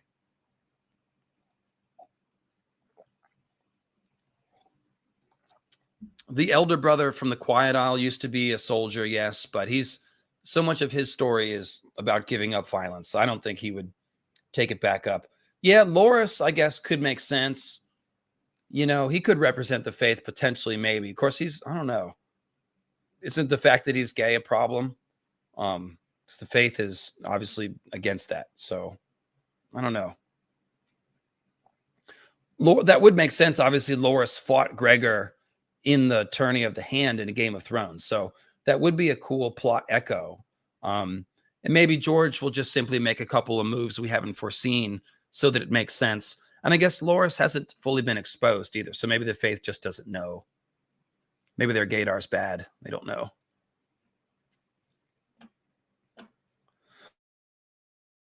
Oh yeah, leave a comment. I don't think there's a consensus about who Gregor would fight.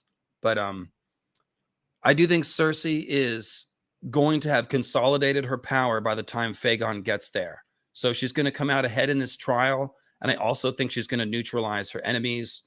She might even drive the Tyrells into the arms of Aegon.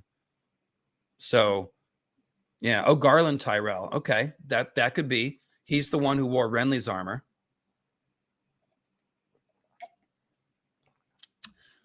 Is it confirmed that the faith is homophobic or not? I'm just assuming they are because they kind of represent the Catholic Church in a pretty straightforward fashion. But yeah, that could. I might be wrong. I might be making an assumption there.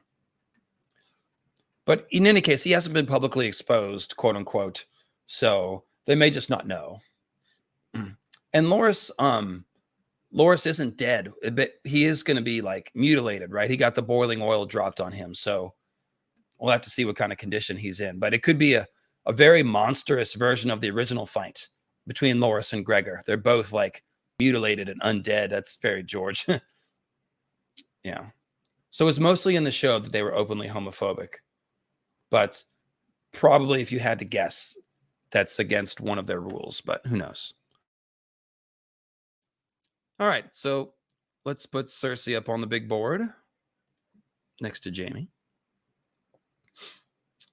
And I see a super chat that I may have missed. Yes, from Fairy Goddess of War. So glad I was able to catch the live stream. Got to go to work now. Night shift healthcare workers. Yep. Well, thank you. Thank you for your very important contribution to society. Keep the awesome Winds of Winter predictions coming, and I'll be sure to watch the replay. Right on. Thank you. And thank you for the mushroom icon. That's very nice. Got some Amanita muscaria, some fly Alaric Stark mushrooms. Very cool.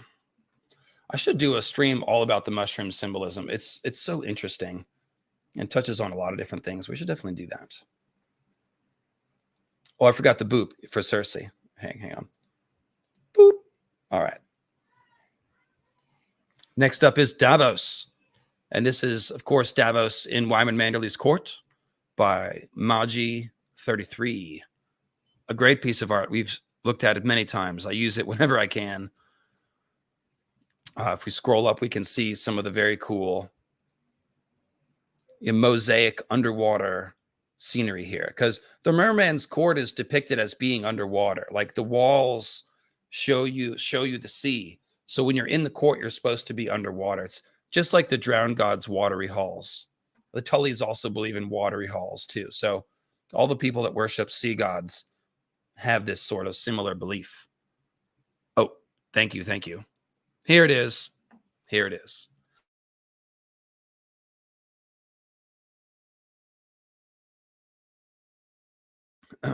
Aminta, you can yell at me from the peanut gallery if I don't have the image up on the screen. I don't think it's going to break the realism too much. People know you're in the same room. It's all right.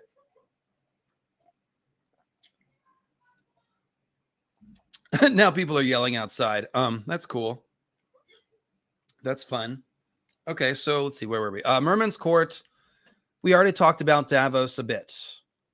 Tyler, I see your question about Shireen. I'll get there in a second. Very good. Merman's Court. Very cool for symbolism. But of course, Davos was last seen underneath the Merman's Court or somewhere behind the walls, plotting with Wyman Manderly to bring back Rickon. And that's the last we saw. He's been sent to Skagos to bring Rickon back. I've already talked, when I talked about Rickon, I talked about, what Wyman's motivations are. He wants to supplant the Boltons. He needs an heir to do that. So that's all pretty easy to understand. This will also work in Stannis's favor too, though. So we're going to see after this Battle of Winterfell, I believe that essentially Stannis and the Manderlys will be in power. And I think the Boltons will be pretty well stamped out, or, sent running. I don't think the Boltons really have a role in the plot going forward too much longer. I mean, we need to get on to facing the others here. So, I think this Battle of Winterfell and the falling out events will pretty much wrap up most of the Bolton stuff. And then it's interesting because once Wyman is in charge of Winterfell with Rickon as the, he'll be like potentially the regent. That's what I'm trying to say for Rickon, right? Then we're like, it sets up an interesting conflict with Sansa Stark when she comes out as Sansa Stark and not Elaine Stone. Now we've got two potential Lords of Winterfell, and whenever Jon is rezzed, he might end up being named King of Winter, although I think that comes later. And oh, look, it's 420. 1 second.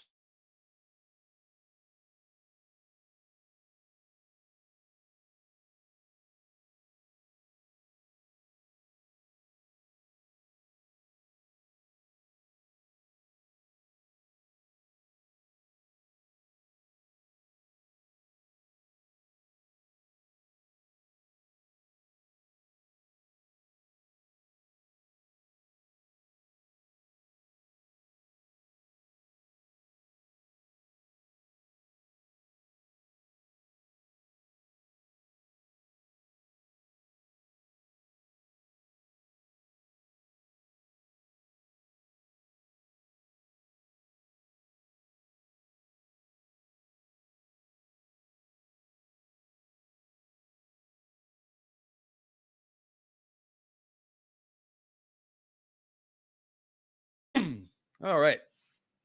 Yeah, once again, this is Moji 33, MODJI 33. And yeah, it's super sick. I'll even I'll even zoom in on it a bit so we can enjoy the detail. Yeah, look at that. That's the peeps sitting there. Wyman.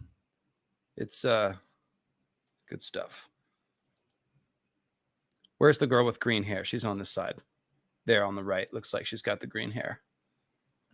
So, Willa. Brave Willa. Brave Willa Manderly. All right, so like I said, mostly covered the Davos already in the Rickon episode, but let's go a little further. Once Davos delivers Rickon back to the Manderlys and the realm of the living, I do think that he is an important character who will continue to do more stuff. On the show, we saw Davos become advisor to Jon Snow, much in the way that he had advised Stannis. That makes a lot of sense to me. I'm not sure where they will meet up. However, I do think that Davos's role is as a conscience in this story. He serves as the conscience to Stannis. He's providing us with important commentary undermining the Azor Ahai mythology, which says that you have to sacrifice people with blood magic to save the day. Davos is consistently cutting against that, saying that he couldn't murder his own wife, or urging Stannis not to murder Edric Storm. So I think that obviously the Shireen thing, which I saw, I've got a PayPal about Shireen. Let me go back and get that, or super chat rather. The Shireen thing is going to affect Davos most of all whenever he finds out about it. It may turn him against Stannis and or Melisandre, but eventually I do think him ending up on Team Jon Snow makes a fair amount of sense. Jon will need a conscience as well, and Davos that's kind of the role he plays. So I do like that idea. I think that made sense in the show to see that. And I don't just hate on the show for the sake of it. I mean, when some of the stuff made sense, I'll say, or some of it, certainly may have been echoes of stuff that George told them about the books. So there you go. And also, if there's any more like sailing to Hardhome, or anybody needs a difficult sea voyage in the future, then Davos maybe, getting to captain such a voyage. That obviously would make sense for Davos. So Tyler, asking about Shireen, says, I'm thinking either Patchface drowns her or the wildlings burn her because of grayscale. There's a lot of, I think she will probably get burned. So Dave and Dan said that Shireen's burning was one of the oh shit moments they heard from George. So some version of that is George's idea. Circumstances will obviously be different because people are in different places. I suspect that the burning of Shireen may happen while Stannis is away, but Stannis will have to live long enough to find out that it happened, because ultimately it would be his responsibility for getting into bed with Rolorism and sanctioning the potential murder of Edric. So you might see his wife and Melisandre burn Shireen. The wildlings could burn her, absolutely, because we've seen Val basically acts like Shireen has leprosy, and she is of the opinion that grayscale never sleeps, that it will come back, and that, she's dead already, and that they should kill her. So it's pretty blood-curdling stuff from Val, to be honest, and it was a very strong belief. A lot of the wildlings will hold a similar belief. So absolutely that could happen. Melisandre could burn Shireen in order to do something really important, either bringing Jon back, or let's say the others attack the wall or the whites, and Melisandre's trying to light a big fire to save them. Shireen could be involved in that. So there's a few ways it could go. What you have to remember is that George is always using this stuff. He's always thinking about the hearts in conflict of the characters. So the burning of Shireen is going to be awful, gut-wrenching stuff, and expect it to emotionally impact everyone around it. King Agamemnon and Iphigenia. Yeah, I've heard people make that comparison before. Stannis does have Agamemnon parallels. I wish I knew that story better. But suffice to say that is a foreshadowing from Homeric myth, if you want to say. Agamemnon sacrificed his daughter. What was the cause? Why did he do it? But the point is that Stannis and Agamemnon have very definite, there's some definite parallels there. So, yeah, good point made in the chat. And food for further research. To bring fair winds to Troy. Okay, well, we've seen blood sacrifice to control the wind. Euron is all about that life. Yeah, I don't think they'll need to control. Well, maybe, okay. What if they're trying to stop the wind? Like the others will attack with a snowstorm. So you could see Shireen sacrificed essentially to stop the winds of winter and to create fire. So that could be a further tie to that story. I like that. Cool. Minty adds, in the story that she read, Agamemnon was convinced by an ex-priest of Troy that was working for him, quote unquote. Okay, so again, we have the role of a priest sort of justifying this kind of human sacrifice. That makes sense. It's usually how that kind of thing happens. There's usually a religious motivation. I've said before, beware of people who think the fate of the world is at stake, because they have the capacity to suspend their normal morality and do things they normally wouldn't do. So I think there is a bong cherry burning in the ashtray. 1 second. So that smell is. Yep. Just a tiny bit. You did Daenerys at the start for me. Yeah.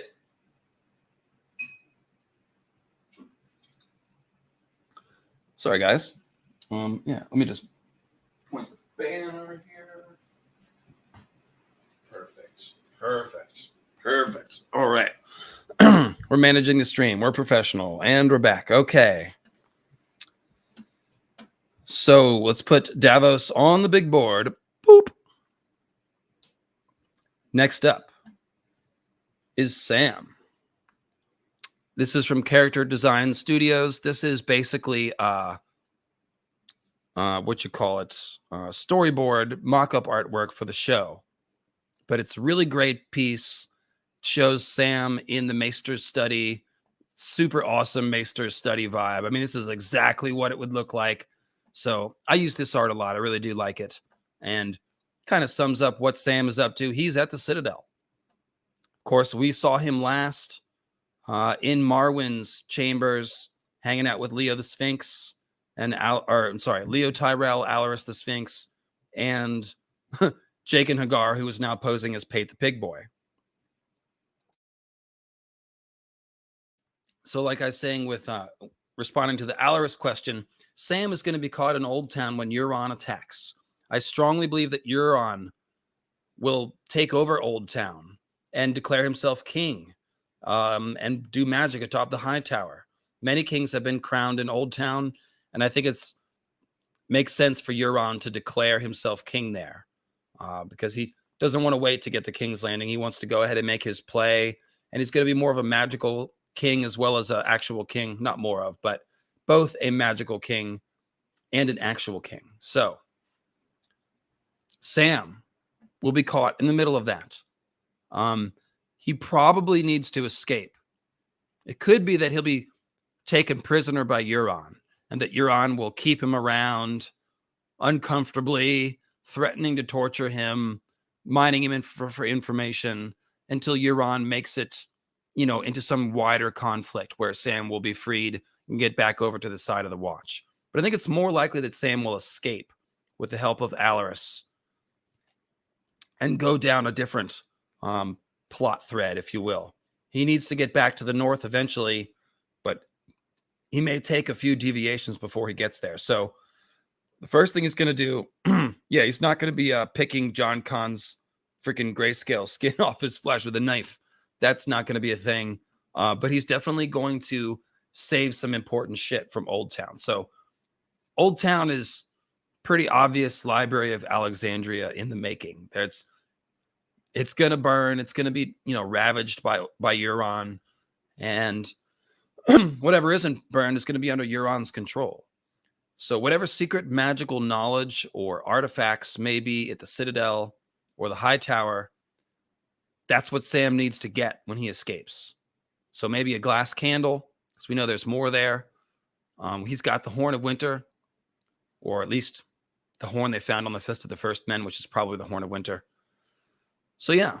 Now the horn, I do wonder if Euron is supposed to get the Horn of Winter, because Euron is, it's a lot of clues about Euron doing something to trigger the apocalypse. I think that Dragonbinder will probably make its way back to Euron, and that's the horn he's going to blow to, work some dark magic. But it might not be a coincidence that that Horn of Winter is in Old Town and Euron is heading there. So that's another thing we got to keep in mind with Sam as well. So Sam doesn't have time to forge any chains. That's really not the thing. It's more about learning some key pieces of information from the library. So I really did like the show arc for Sam, where he was, sneaking into that inner sanctum of the library to steal the book with all the eclipses on it, or the one that says Tales of the Long Night and had a picture of Night's Queen that's sort of a version of a certain famous painting of the Virgin Mary. That was a really cool thing. In fact, I think I have that book. I can show you guys. Yeah, totes my goats. Let me share.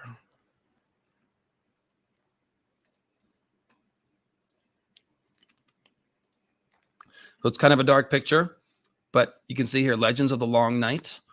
And it is basically a corpse woman standing in front of the moon with a bunch of stars around her. And this is, like I said, a version of a famous picture of the Virgin Mary.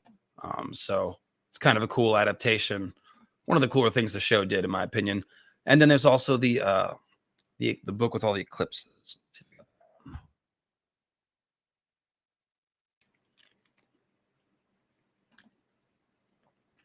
Got it. Oh, there it is. Yes, totally. Can't pass on an opportunity to share this. Because again, it's one of the cooler things they did. And I'll even zoom in on it.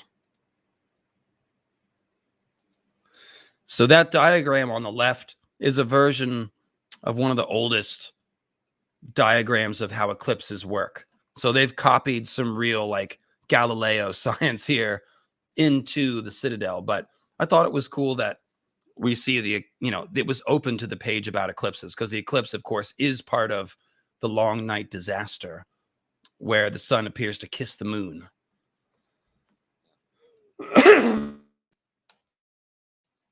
Sorry, I missed the mute button on that one.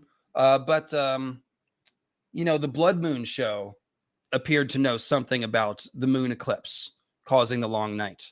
So it's possible that Dave and Dan knew about that, and this is an Easter egg, or it's possibly a total coincidence. Girl, you got to go somewhere. Can't hold you anymore. Okay. Anyway, let's go back to our presentation.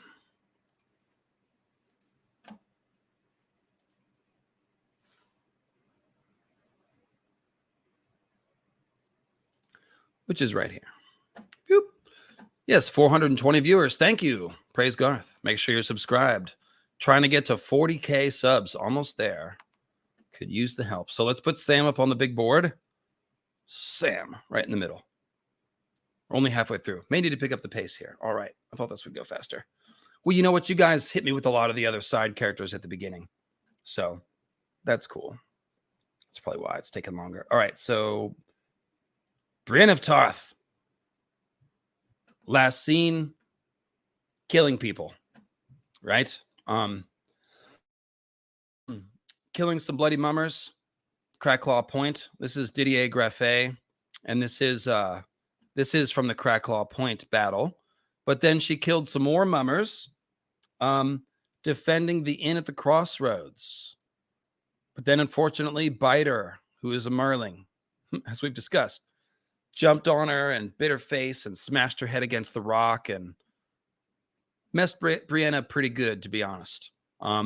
So we then know that she was almost hung by Stoneheart, but that she said sword, and so she's agreed to do her bidding instead of being hung. And her bidding had something to do with luring Jaime down into the cave. So where's that story going? We talked about the Jaime side of it.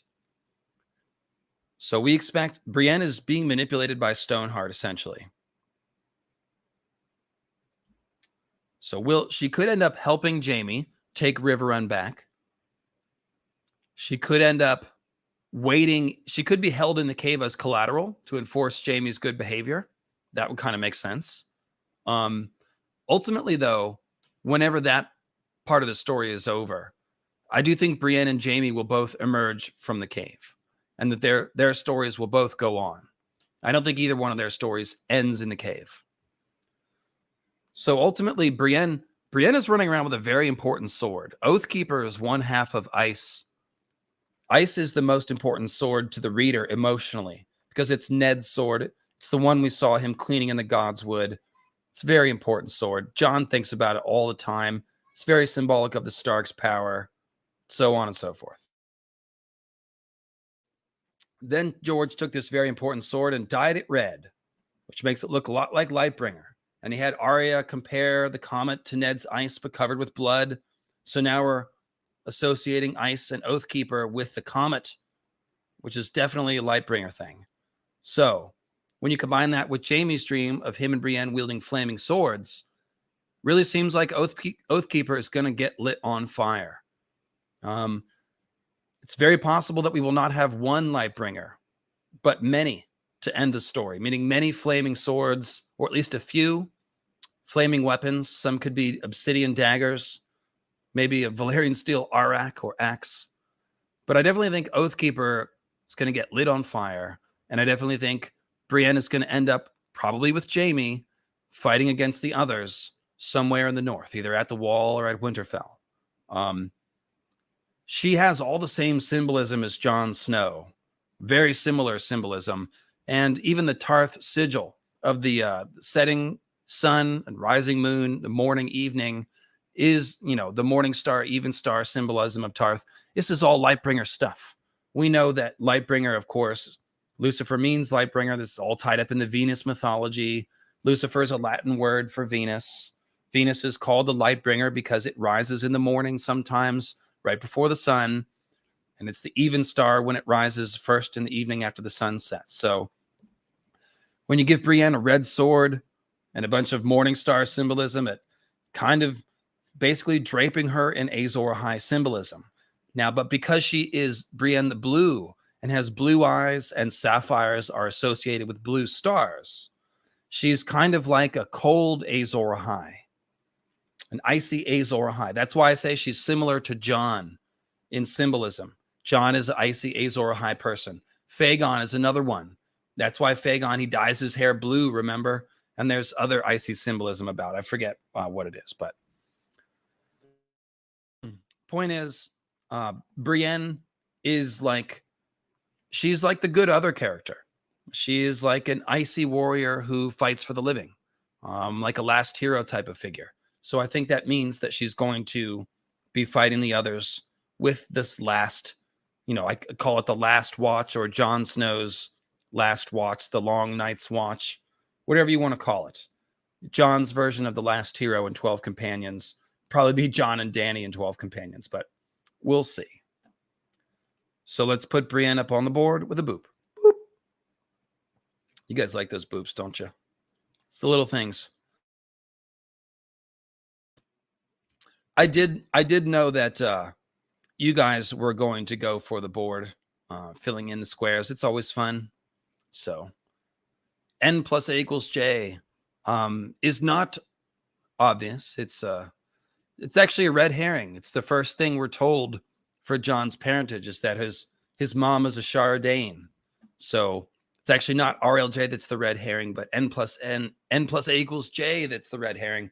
Now, I do have sympathy for those of you who like this theory, and thank you for the super chat, Talon, because Jon does have a lot of that sword of the morning symbolism. So if he was a Dane, that would make a lot of sense. I do think he very well may wield Dawn. But as I've pointed out, Diana Dane married into the line of Targaryen just a few generations back. And so Jon and Dany are as much as a quarter, 25% Dane on their Targaryen side. or half Dane on their Targaryen side, which means 25%.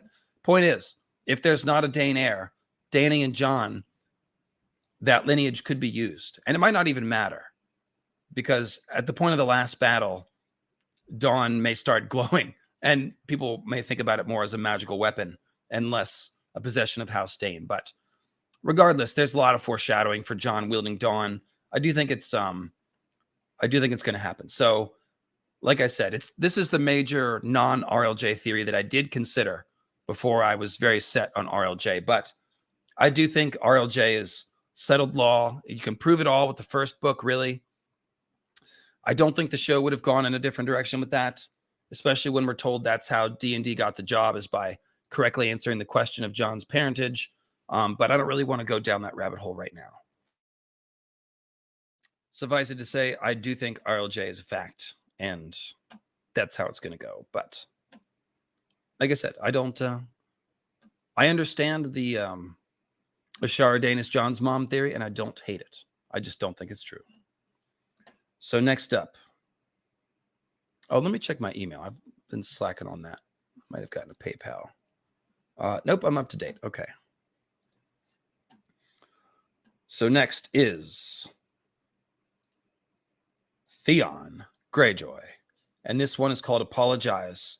The artist is Frala Chen. And if you scroll up and down, you can see that this is one of the scenes of him praying to the weirwood in the Winterfell Godswood. He hears basically Bran's voice say his name on the wind. So where's his plot going next?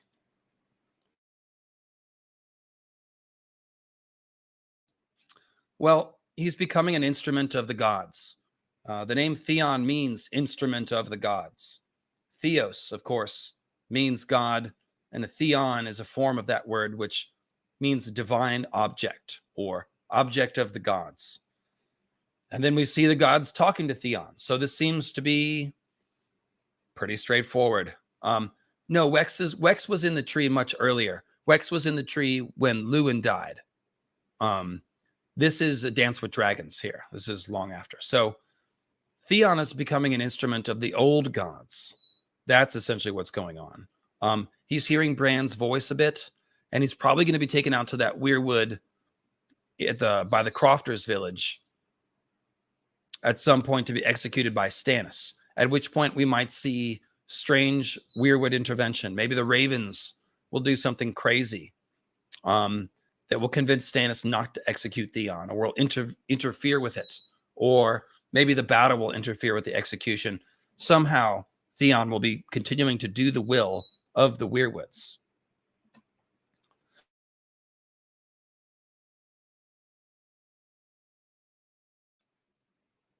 Now, personally, the thing that should come back around is the idea that he engineered the downfall of Winterfell and murdered those two Miller's children, which people think were Bran and Rickon. So perhaps that will come full circle. Maybe Theon will have a role helping restore Rickon to Winterfell. Maybe Bran will be able to talk to him more and more in a way that allows him to actually direct Theon. Right now, it's pretty vague. Theon's obviously not a green seer, right? So we're already not clear what's happening when he hears his name on the wind. It's obviously George doing something with the idea that people who are half mad, kind of broken down, like Patchface, gain the ability to sort of hear the spirit realm or something like that. But it's unclear how much Bran will actually be able to communicate with him. So somehow or some way, George will find ways to make Theon a servant of the Starks and of Bran and the Weirwoods. And I think that helping restore Winterfell could be part of it. His arc also with Ramsay Bolton needs to come back around. So if there was a way for Theon to kill Ramsay, that would be pretty cool. Or at least a way for Theon to maybe not kill him, but he needs to stand up to Ramsay or take that victim status back from Ramsay, that Ramsay gave him. So I'm not sure how, but as a writer, That's what I'd be trying to make happen, right?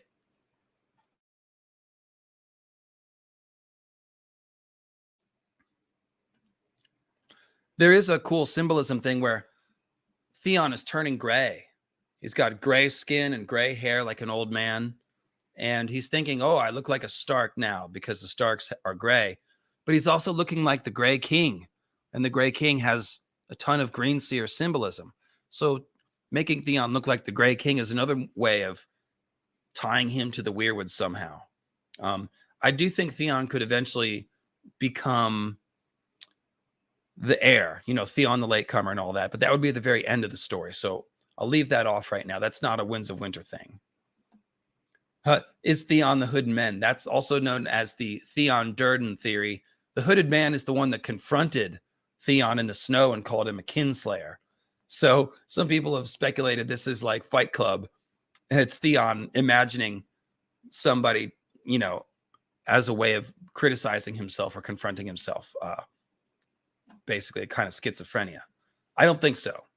I think the Hooded Man is probably Robert Glover. I think that's the best theory. No, I have not covered hot pie yet. So what if this? Okay, let's say the Boltons are driven out of Winterfell. They're on the run. Perhaps Theon could encounter Ramsay after he's sort of out of power and on the run. And maybe Theon has Asha and some Ironborn with him, to sort of bring that story to a close. Or perhaps when Ramsay is attacking Stannis at the lake, right then we'll have a Theon Ramsay confrontation. Maybe Stannis will execute Theon or execute Ramsay in front of Theon, or let Theon execute Ramsay. I don't know.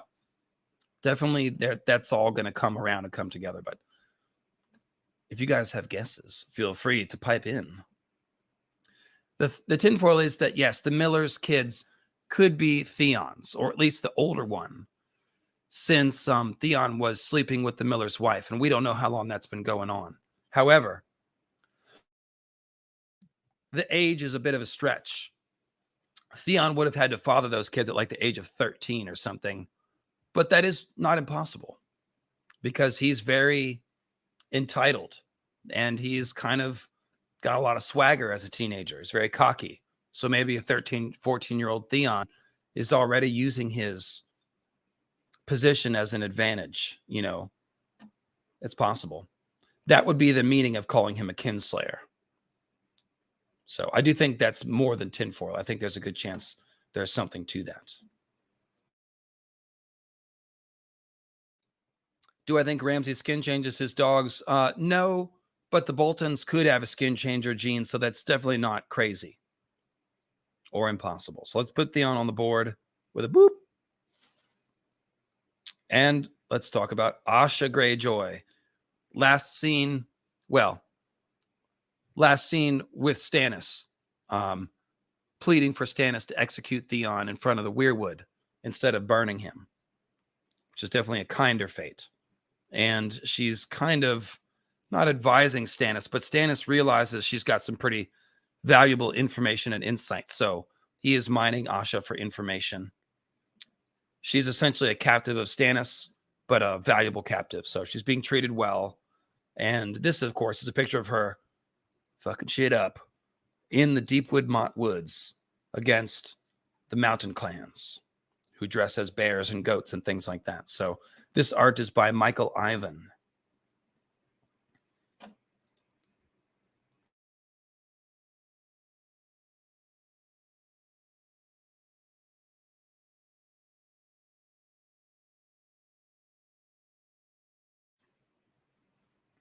All right, so again, Michael Ivan is the artist here. So where's Asha going next?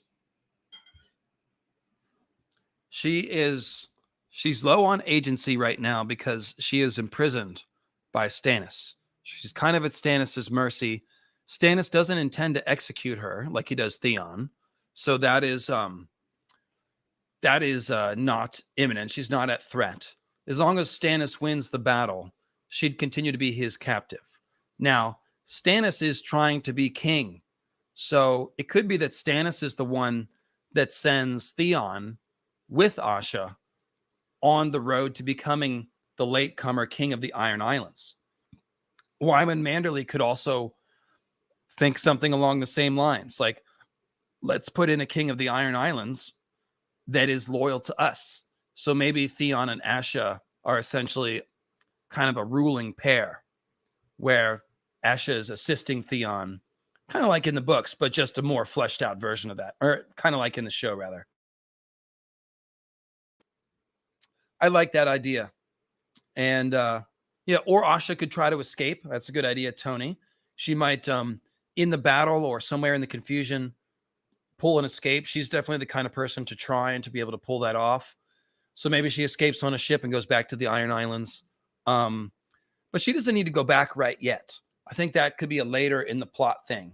So you might see her kind of on ice a little bit in Winds of Winter, not doing a terrible lot, but she'll give us a view into scenes that we need to see. Like she's one of the only POVs close to Stannis, her and Theon. So it's through their eyes that we're going to see the Battle of Winterfell, essentially. So I'd expect her to stay there for a bit.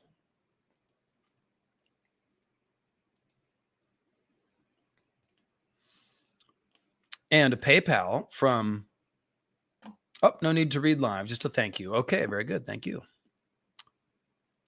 And you're welcome. Will Sansa skin change Sweet Robin? No, Sansa can't skin change people. She hasn't even used her power at all. So I think the most we can hope for is her warging birds and things. I don't think she would warg a person. That's a very advanced skin changer thing.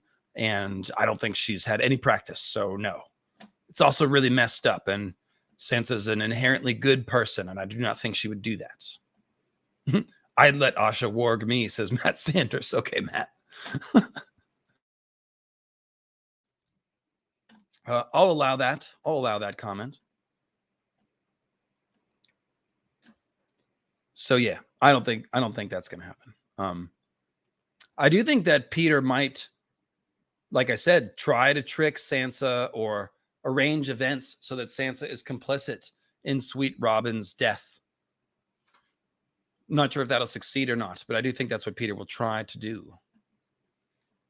So let's put Asha on the big board. Boop. And next up is Victarion. This is Mike Hallstein. Victarion. And I'll scroll it up. You can see the fire hand. So Victarion was last seen in a Winds of Winter sample chapter. Spoilers, I guess. Still on the boat outside Meereen, but now he's getting ready to blow the horn. Or more specifically, he has 7. No, he's got 3. He's doing blood magic, okay? So he's got 7 women from Pleasure House. I think they're slaves bound for a pleasure house that he took captive. He took over the boat that they were on, and now he's put them on a little skiff, and he's getting ready to burn it as a sacrifice to the gods. He's also got 3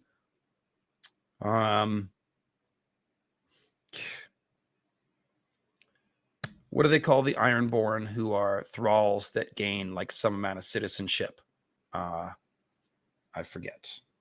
But he's got 3 people that are set to blow the horn in succession.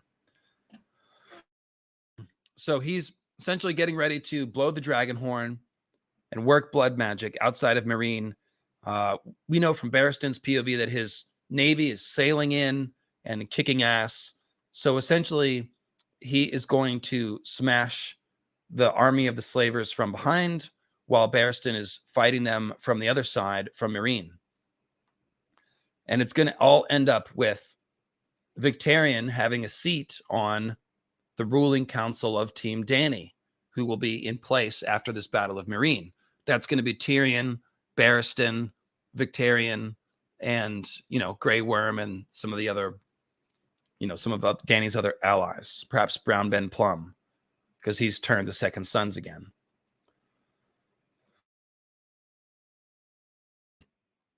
So Victarion is going to be kicking ass a little longer. We don't know what's going to happen when he blows the dragon horn. That's an open question. Will that call the dragon? Will that make Viserion fly straight to the high tower where Euron is waiting? We do not know. Will it call the comet? Probably not. If Dany gets the horn, she might be able to call the comet with the horn. That's a bit of my own tinfoil. But essentially, Victarion is going to be helping to win the Battle of Fire for Team Dany. And when Dany gets back to Meereen, depending on what's happened with the dragon horn, Victarion's going to make a very appealing ally, even though he's a bloody pirate, because he has a whole fleet, and Dany needs a fleet to sail back to Westeros, especially if she has 40,000 Dothraki screamers at her back, if you will, as Viserys wanted to have. Dany will have the whole nation. It could be 100,000. So they're going to need a big fleet. George has sailed 60 some odd Ironborn ships and captive ships into Slaver's Bay. So somehow it's pretty obvious that that Ironborn fleet is going to sail back to Westeros with Dany's soldiers. Now, will they sail to Dragonstone, or will they sail perhaps to Old Town, where Euron is? I think either one is possible. I almost favor the Old Town theory, just because Dragonstone seems obvious. And I think that Dany and Euron need to have a conflict. So, there's also the Volantis fleet. Yeah, they'll probably take over some of that too. So the Ironborn fleet is not the biggest fleet in Slaver's Bay, but they are the most badass. So by the time they're done collecting ships, they'll have a lot of ships. We don't need to count the ships. The point is that Dany will see ships in the harbor when she gets back. It will be a Blue Monday. Okay.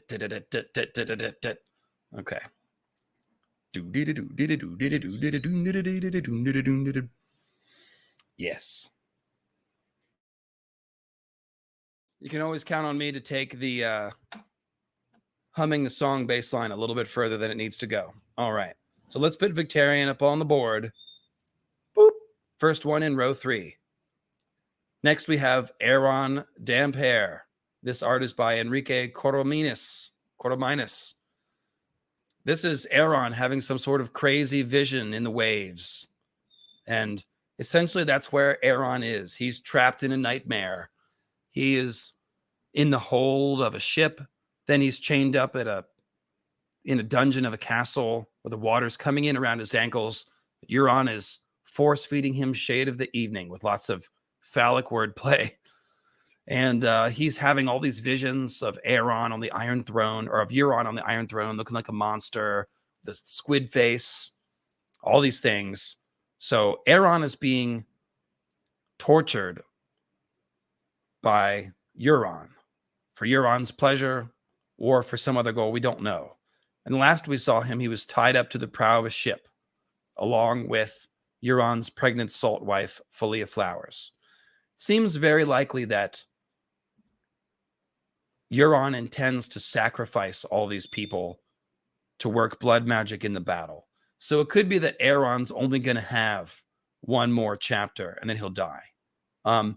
But perhaps it won't happen. Perhaps something will intervene. Perhaps a kraken. That would be kind of fitting, right?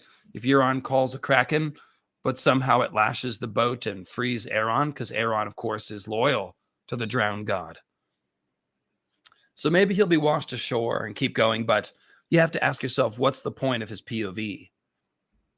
After a certain point, he's giving us a view on the Euron stuff. He's one of the only people near Euron. That's his role right now. But as other people come back into Euron's sphere, he may become expendable. Or we might not need to see everything Euron does. So Aeron Dampere, don't know how much longer he's really going to live, to be honest.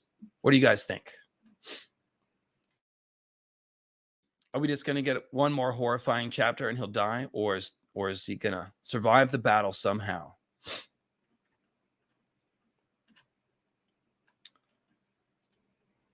From Talon, Sansa is not inherently good. Also, Jon is the byproduct of Ned and Ashara Dayne. So Jon is not the byproduct of Ned and Ashara Dayne, and Sansa is inherently good. And what I mean by that is that she has a moral compass that we can see very consistently at play through all of her chapters. She consistently shows kindness, even to people who are afflicting her. And certainly she finds kindness for everybody that she comes across who is what you would call downtrodden. So try not to get confused by fandom debates and TV show bullshit. The character Sansa in the books is a very good character. She's one of the most empathetic characters, right up there with Jon and Dany. It doesn't mean she's perfect. Doesn't mean she's all-knowing. Doesn't mean she doesn't make mistakes.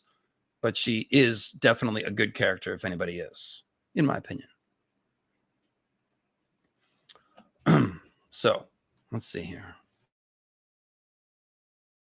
Yeah, see, Sansa is kind to everyone but Jon and Arya. I don't think that really goes beyond normal sibling rivalry stuff.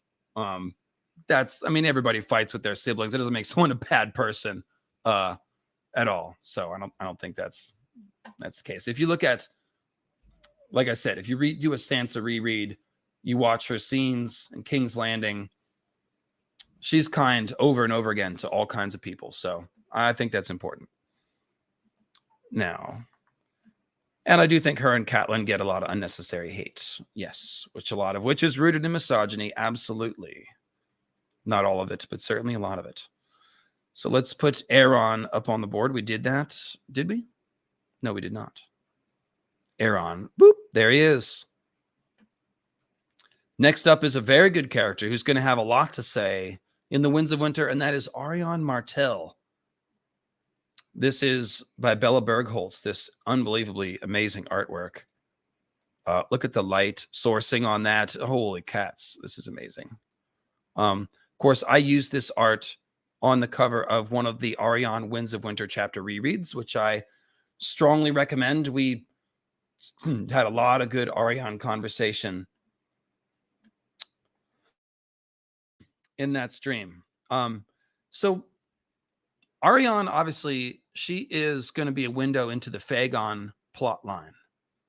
She is sent there to sort of suss out the situation, to decide what Dorne's position should be in regards to Aegon.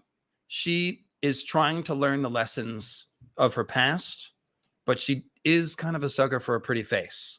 So strong potential that she may end up in a marriage alliance with Aegon. It could make a lot of sense, too, except for that we all expect Aegon to lose. But he's going to look like a very powerful ally, certainly a better ally than Cersei. And they want to engineer the downfall of the Lannisters, House Martell. So I do think Arianne and Aegon will make an alliance. But we've also talked about the fact that Sarella Sand seems to be a Lyanna parallel and is potentially foreshadowed to fuck this up. So she may seduce, quote unquote, or have a tryst, if you will, with Aegon. Maybe Aegon will seduce her. I don't know. Maybe they'll seduce each other. Point is, both of those characters are impulsive and rash and kind of young for the positions that they're in. And there's a scene in that Arianne chapter where they're having a horse race back to the castle, and Sarella Sand sort of comes from behind to win the race in front of Arianne. So this could be foreshadowing that she's going to win the race for Aegon, essentially, and cause a lot of trouble. And of course, Lyanna and Rhaegar caused a lot of political turmoil when they ran off, when Rhaegar was already married to Elia Martell. So here we may have Aegon engaged to Arianne Martell, but running off with Sarella Sand, who parallels Lyanna Stark. So if you want the full theory on that, check out that Arianne reread. But I do think that something like that is coming. So Arianne is going to be in King's Landing, in Aegon's court, potentially as his queen-to-be. Then we're going to see potentially Darkstar show up in the Kingsguard. So that is going to be interesting because Arianne and Darkstar have slept with each other. And Arianne thinks Darkstar is kind of a bad guy because they think Darkstar cut Marcella across the face, which he may or may not have done. I'm not sure about that. I used to think Darkstar did do it, but we did that Did Darkstar Do It stream, and y'all convinced me that it's not an open and shut case. So we don't know what the Doran, Martell, Darkstar plotting is. They could be plotting together. We don't know what either one of them is really plotting. But if I'm right about Darkstar joining the Kingsguard of Aegon, then he's going to end up in King's Landing with Sand Snakes and with Arianne. And that just seems like a perfect viper's nest of conflict and chicanery for George to write with. So I think that we're going to see some pretty hectic shit in King's Landing with Arianne and all of the Sand Snakes, Aegon, Elia Sand, who's also a Sand Snake, and because Lady Nym has been sent to infiltrate the Faith, or Tyene rather, and Lady Nym has been sent to take the Dorne's seat on the small council. So Dorne is going to have their hands all over King's Landing as Aegon takes power from Cersei. And the Sand Snakes could definitely be around to help engineer Cersei's downfall, right? Like they're going to be on potentially, if Arianne can get word to them, then, or they'll probably hear that Arianne and Dorne has allied with Aegon coming into the city. So they'll know what to do. So I expect Tyene and Lady Nym to be helping to pull the rug out from under Cersei at key moments. So this is going to be pretty good. Pretty good. Yeah. And yes, Talon, thank you. But, I don't know what to say. I'm not going to keep talking about N+A=J. So that's just, it's not the stream for that. So this is generally just not the channel for alternate parentage theories. I'm not a big fan of them. I think they're mostly over talked about, and they just don't draw my interest really. So, but thank you for the super chat and your enthusiasm. All right, so let's put Arianne on the board. Well, do I have anything else to say about her Winds of Winter plot? Nah, I think it'll pretty much be occupied with that whole Aegon plot line. When the Winds of Winter ends, Dany might just be getting to Westeros, probably not attacking King's Landing yet. So I think Arianne will be in King's Landing with Aegon when Winds ends. So let's put her up on the board. Boop, there she goes. There was another super chat that I missed. Let me go back. E. Marty says he cut his Christmas tree on Friday, and all I could say was, the tree. From the Theon preview video. Say it in your bird voice. There, I tried to. My voice is it's raspy. The tree. Yeah, that's all I got. That's all I got.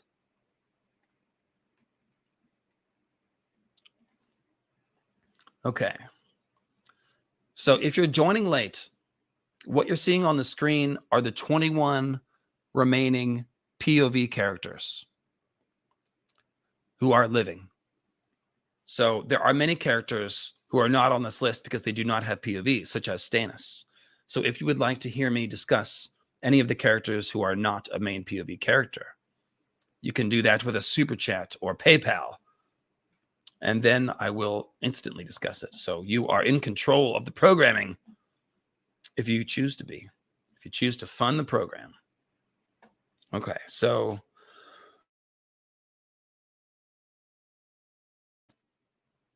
coming up on 5:20.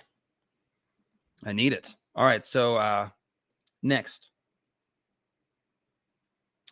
is Areo Hotah. Areo Hotah is not a very main character, but he does have multiple POVs in Dance. And I believe that we will see him. Well, he's the window into whatever's going to happen at High Hermitage with Obara and Darkstar. So probably Areo Hotah is only going to have a couple of chapters. He very likely will die, and Darkstar probably will kill him, perhaps with help from Obara. But that's what's going to happen. This is Sam Hogg, and yes, this is an awesome picture. This is, of course, the death of Ares Oakhart. Rest in peace. And let me scroll up. Oh, that's the top of the picture. If you scroll down, You can see a bit of the axe. His ash and iron wife. The last charge of Arya Stark. Man, that is a hardcore scene. I'm going to do a chapter reread for that one. It's pretty awesome, and it's got great symbolism as well. So yes, Areo Hotah is headed with Obara to High Hermitage. And essentially what's going to happen is, like I said, there's going to be some sort of conflict. And probably Areo is not long for this world because it's really Darkstar and Obara who have the plots that need to carry on. So that's it. There's not a whole lot to say about Areo. He's going to go out like a sucker. He's only ever there to give us a window into other scenes. So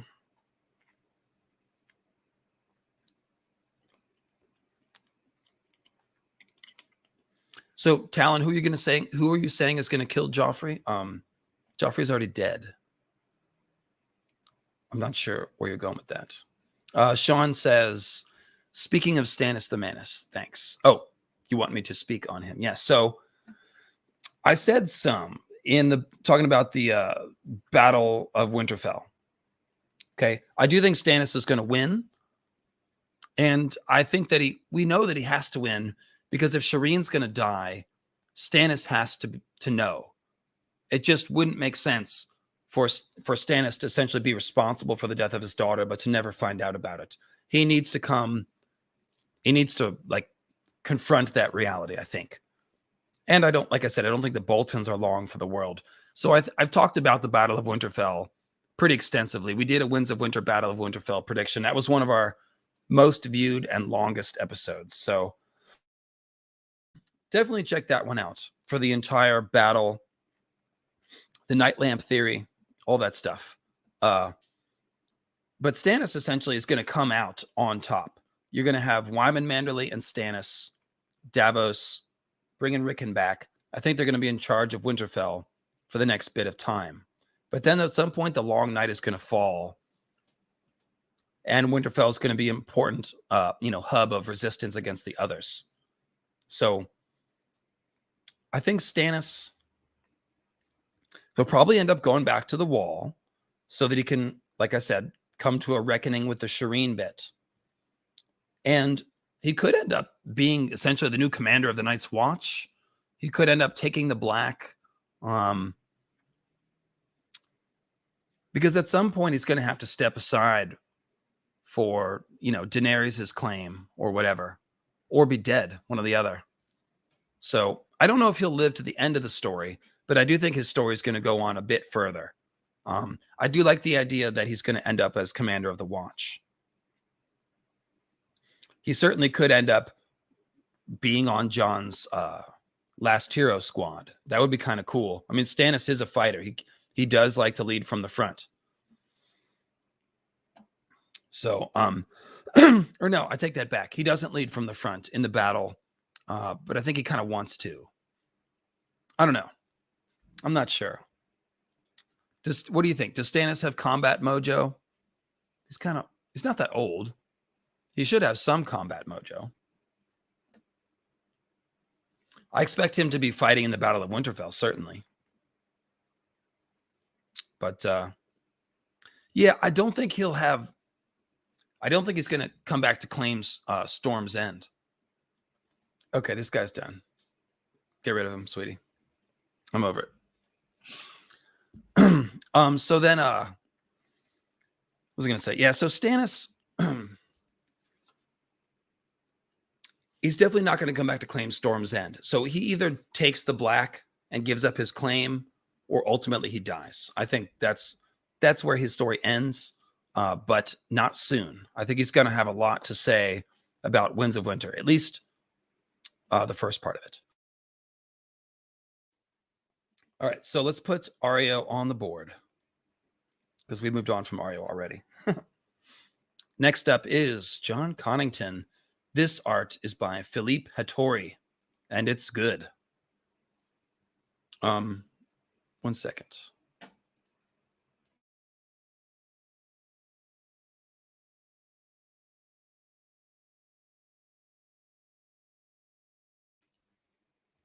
So Jon Connington, This guy is, he's a ticking time bomb in so many ways.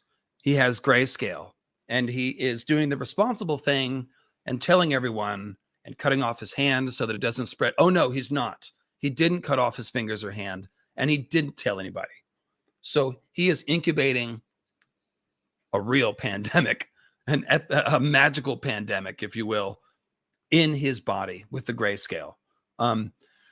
Some very clever readers have spotted potential foreshadowing for Jon Con to somehow end up falling down a well and perhaps poisoning the realm. Alan Cockshaw falling down the well against Dunk is somehow tied to Jon Connington. I forget what the symbolism there, but just file that one away. That grayscale is going to get around, either just by him being there and touching people, or potentially, like I said, maybe he'll fall into a well and poison the water supply.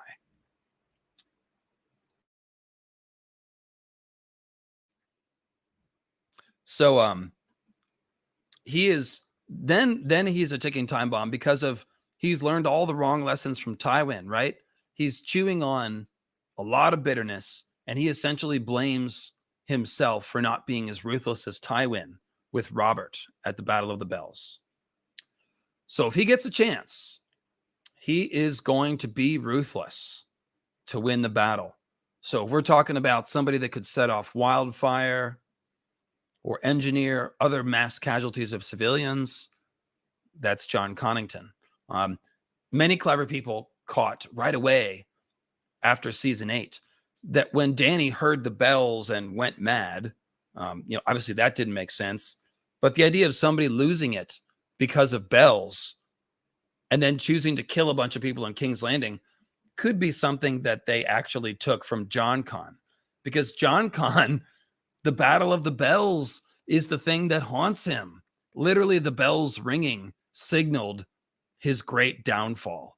So potentially, if he's in a grayscale, does make you go mad. So Jon Con could be fighting off madness and in a desperate position to try to deliver King's Landing to Aegon. He could do something crazy or evil, and the bells may have something to do with it, but whether they do or not, he is going to cause some sort of tremendous tragedy in King's Landing. He may die. He may end up dying in that battle and not sticking around to give Aegon bad advice. So yeah, let's go ahead and do this. Let's mod devoted to Mariah. She does deserve it. Excellent. So let it be written. So let it be done. Bricks without straw. Okay. Shout out to the Moses movie. All right. So Jon Connington, he is here to cause trouble in King's Landing. That's where his plot is headed. He will not probably live past the battle. He's just trying to seat Aegon on the throne. I do think he will do that. But at what price? So let's put Jon Con up with a boop. 2 more characters left.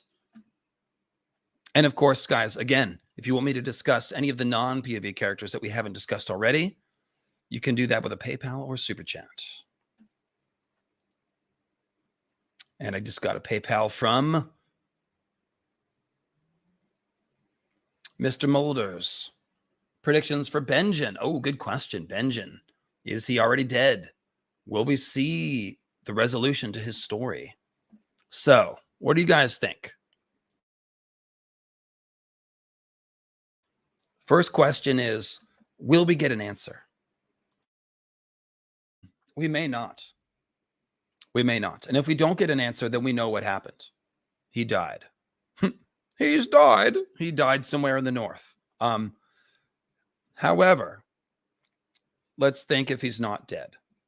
First of all, he could just be an ice white, and we'll see him when the others invade, and it'll just be gut-wrenching. Maybe we'll see a bunch of people we know. You know, a series of people. Maybe George will show us, Thistle and other Night's Watch brothers. So, yeah, that could be happening. But most exciting thing would be that Benjen has been made into another Cold Hands, because there's nothing, we know that Benjen isn't Cold Hands. However, we don't know if there's only one Cold Hands. Cold Hands he's important because of what he is, not who he is, probably. I mean, Cold Hands could be a last hero companion or something, but the main thing is that he's showing us undead skin changers make good Night's Watchmen. That's what he's showing us. So could be that Benjen, who very well may have skin changer blood, since all the Stark children did, he could be out there ranging the north. He's cold feet. So maybe Benjen is out there somewhere and we'll see him. Those are really the choices. He's either an ice white under the control of the others, he's a Cold Hands, or he's dead. I don't think he's alive and just, on the run. It's way too long for him to be surviving out there. So there you go. Sebwin says that he thinks we will get an answer, or they. Yeah. So thanks for the $5. I would like to get an answer, but I'm just not convinced that we have to. Thank you, Mighty Monarch. I do love spending time with all of you. It's lots of fun. Oh, I missed 520 by 4 minutes. So let me hit at my 520, and we'll put up. We'll do the last two characters. I'll give you the art for the next person, who is Sir Barristan the Bold.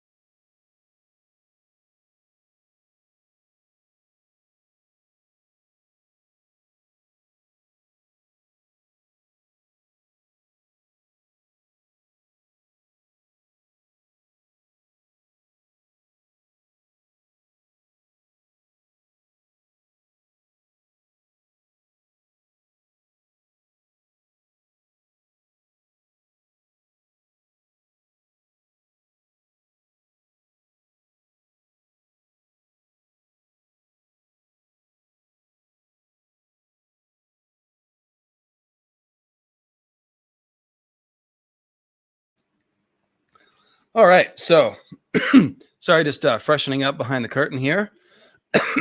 All right, and all right, so Sir Barristan the Bold. This art is by Rob Mendez, and I will scroll up and down a bit because there's a lot more to it. That's the top of his head, the pyramid. He's got fancy new Kingsguard armor from Dany. And this is canonically accurate because he goes into battle without his helm. Not into battle without his helm, but when we see him put on his Ice Dragon armor, he leaves the helmet behind. He probably would have the helmet on in the Winds of Winter chapters where he's riding out into battle, obviously.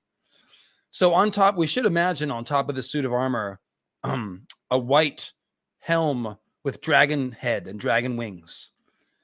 So the symbolism of Barristan, of course, all the Kingsguard have the other's symbolism, but Barristan with the dragon armor basically has ice dragon symbolism.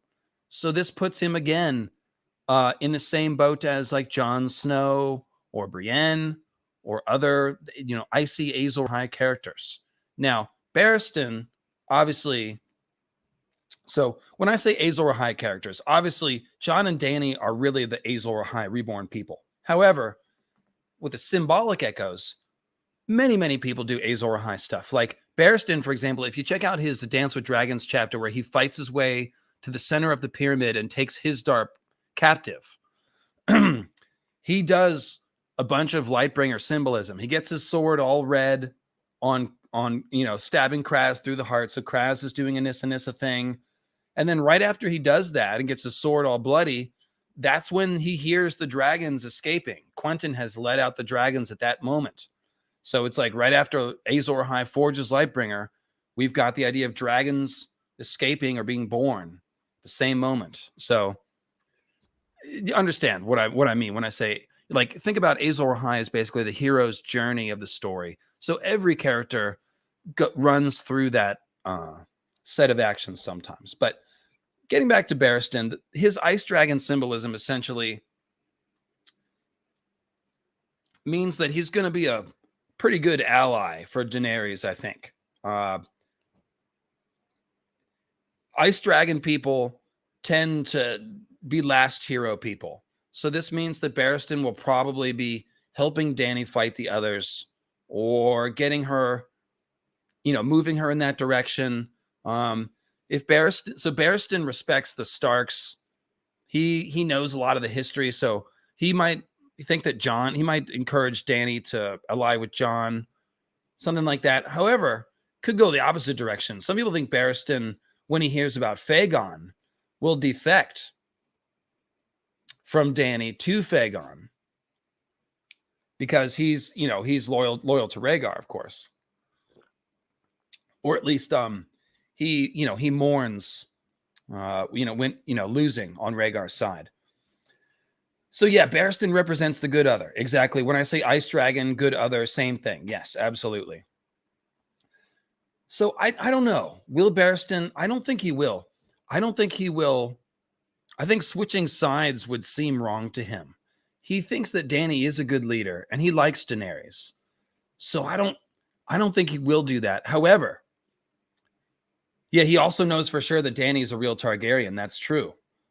Perhaps Barristan will have a role in helping Dany slay the lie of Aegon. That could make sense. Barristan's is not especially witty or perceptive. He is kind of a blockhead. Skahaz is probably running circles around him of deception. But he does know the truth. He knows a lot of history. And he's sworn his oath to Dany. So yeah, I don't think he will betray Dany. And I do think that he will continue to feed Dany important information about Westeros as the time is right.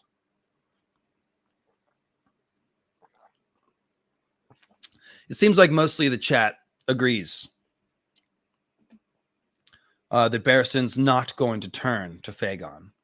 If he does, I'm not sure what kind of sense that makes for his arc. That would be a pretty tragic and almost cynical kind of end to his arc. I think he will help Daenerys. I think he will have some manner of redemption as far as restoring the Kingsguard to a place of honor or something like that. But we'll see. Michael Meyer says, I think he'll get slayed by Euron. That would suck. Yeah, I think he might think about him as the good angel on Dany's shoulder compared to Tyrion, who will be encouraging her towards violence.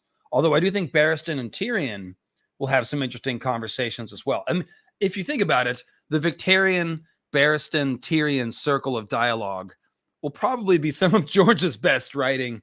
The unintentional comedy factor is off the charts with these people, and Tyrion is the funniest character intentionally in the book. So it's going to be pretty great. We'll probably learn a bit about some of these old stories and grudges from these three. So yeah, and Barristan and Victarion, they're both vicious warriors, fierce warriors. They have reasons to respect each other.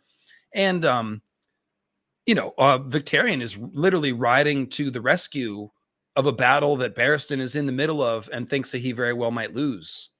So he's going to be he already is very happy to see the Ironborn. So there you go. All right. Let's put Barristan on the board. Whoop. And our last POV character with her first POV coming in a Dance with Dragons is, of course, Melisandre. Now, I have just made a giant series about Melisandre, so I'm just going to quickly summarize what I've said. Melisandre's future, obviously, is at the Wall. She's walking around here with Jon, thinking about making shadow babies, implying that Jon should have sex with her and make shadow babies. She's seeing lots of danger for Jon. She sees a lot of power in Ghost. You can see where all this is headed. Jon resurrection involving fire magic, involving Ghost. I pretty much said everything I could possibly say about this in the Melisandre Secrets 5 video. And I also mentioned it earlier when I talked about Jon. Jon's body, I think, probably will be stolen by the others for a time. Melisandre may be the only one that can set him free. Or it could be Bran. But basically, those are your choices. Bran and or Children of the Forest or Melisandre for saving Jon, either resurrecting him or especially freeing him from ice white enchantment. So this is a big role that Melisandre has. Melisandre seems to be turning into a fire other, as I spelled out. She's undergoing a physical transformation into a being sustained only by fire magic. So if she finishes that process, and again, it seems as though every time she channels fire magic, it continues the transformation.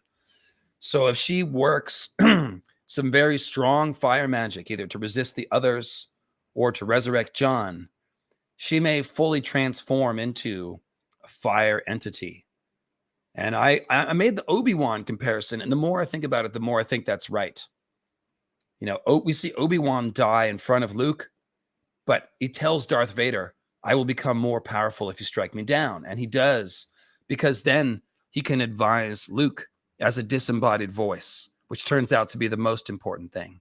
So perhaps Melisandre, when she becomes a fire other, perhaps she will be insubstantial, you know, because the others seem like they can make themselves substantial and insubstantial at will. They don't break the snow. Tormund describes them as a mist. So Mel may be able to like teleport around. She may be able to speak remotely to people. She might be able to create many fire whites. There's all kinds of cool stuff that she can do. And I do think we will get a bunch of, you know, a small group of Night's Watchmen who are all fire whites, as I discussed in Fire White's Watch, which is Melisandre's Secrets Part 4. So Mel, there's a lot foreshadowed for Mel in Winds of Winter. Just a ton. We probably will get more than one Mel POV in Winds because shit is going to be going down at the wall. She's going to be at the center of all that. So Bloodraven plus Shara equals Melisandre, or is she just a random religious person? So I gave a pretty good discussion of that in Theory Iceberg number 2, where I talked about the plot theories. I do think it's possible. I won't say likely, but I think it's very possible that Melisandre could be the daughter of Bloodraven and Shara Seastar. She'd only be about 120, if so, which maybe isn't old enough, but we don't really know how old she is. We just know that she's practiced for years beyond count. Could be an expression. It's hard to say how many that is. She's most likely older than she appears, most likely using a glamour. And she very well could be centuries old. But if she's not, she could be the daughter of Bloodraven and Shara. And this would be cool because Bloodraven is advising Bran, Melisandre is advising Jon, and Quaithe is advising Dany. And Quaithe is probably either Shara Seastar or Alyssa Farman, if she's anybody. And I like both of those theories. So could be that Bloodraven, Shara, Melisandre family are super important and still pulling the strings. So that is a whole thing. I do like that. That's a Radio Westeros theory. And I talked about that again on the Iceberg Part 2. So thank you, M, for that PayPal. Silent Sista. All right, we're going here. Will Melisandre, quote, hook up with Ghost to get Jon back? I don't think that is going to be necessary. Melisandre might do just about damn near anything and save the world, but I don't think that's going to be necessary. What I have talked about and what Quinn speculated is perhaps in order to resurrect Jon, sex magic could be involved. The precedent might be Osiris and Isis, where Isis put Osiris back together, couldn't find the penis part, found the other 12 parts, but not the penis. So she put a stone or something there instead so she could copulate one last time with kind of dead, kind of resurrected Osiris and produce Horus, who was the hero, sort of the, loosely speaking, the Jesus. I don't really like even saying that, but he's the new sun god when Osiris dies and becomes Lord of the Underworld. And the Lords of the Underworld. Timmy! So, there could be some weird, freaky shit happening. And even just Melisandre having sex magic with resurrected Jon is going to be freaky because he'll be kind of undead. They could make a shadow baby together. That is foreshadowed heavily. But I've also pointed out that Melisandre resurrecting Jon could be also making a shadow in the sense that resurrected people are shadows. And also because R'hllorist resurrection seems to be shadow binding, as I discussed in Mel's Secrets Part 3, Fire Whites. You're essentially calling the ghost of dead Beric back to Beric's corpse, which is being reanimated but not resurrected because it's not restored to life. His vital processes don't work. So he's a reanimated corpse with a ghost essentially bound to the corpse. So I do think that the foreshadowing of Mel and Jon making a shadow baby doesn't necessarily mean they'll have sex. It could mean that Mel will turn Jon into a shadow, you know, etched against the wall, 20 feet tall, if you will. But I do think Melisandre is going to make more shadow babies. She wants to make one with Jon. And if you made one with Fire White Jon, that might be even better than making one with King Stannis. We know that the life fires of the person that Mel has sex with to make a shadow baby is important because it drains Stannis to make the shadow babies. And once he's drained, he can't make any more because it might kill him. So there's a limit to this. So Jon, as a Fire White, maybe he can make more shadow babies or better shadow babies because he has magical fire to sustain him. So yes, there's lots of room for it to get freaky, but I don't think Ghost. I don't think anyone has to have sex with the animal. Hopefully. Dornishman's wife. Do you think Bran and Mel will interact at the wall? And if so, how? Oh, good question. That would be cool because Mel sees Bran and Bloodraven and thinks it might be the great other.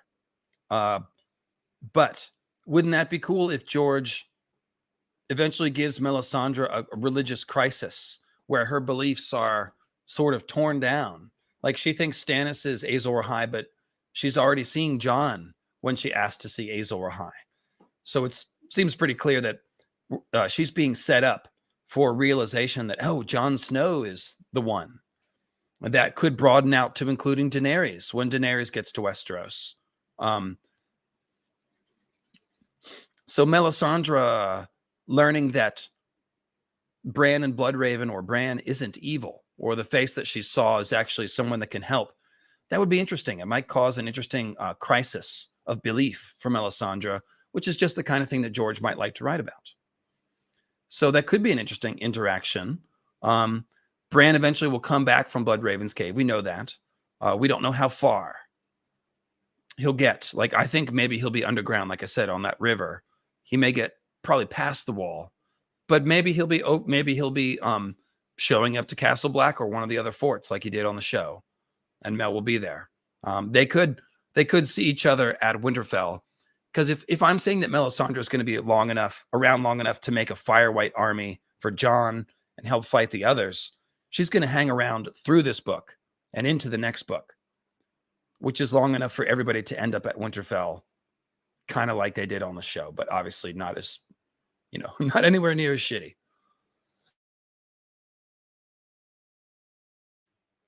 But seriously, though, Winterfell is obviously a perfect stronghold against the others. That's the whole point of building the castle around the hot springs. No matter how cold the winter gets, you can go inside and be warm with that castle. So definitely it's going to be an outpost against the others as the new long night falls. And yeah, Bran and Melisandre absolutely could interact. It'd be very interesting religious dialogue. And again, if you look at George's older writings, he does love to do that. Shatter people's religious beliefs, have people of different religions try to talk to each other and see what happens. This is the kind of thing he likes to write about.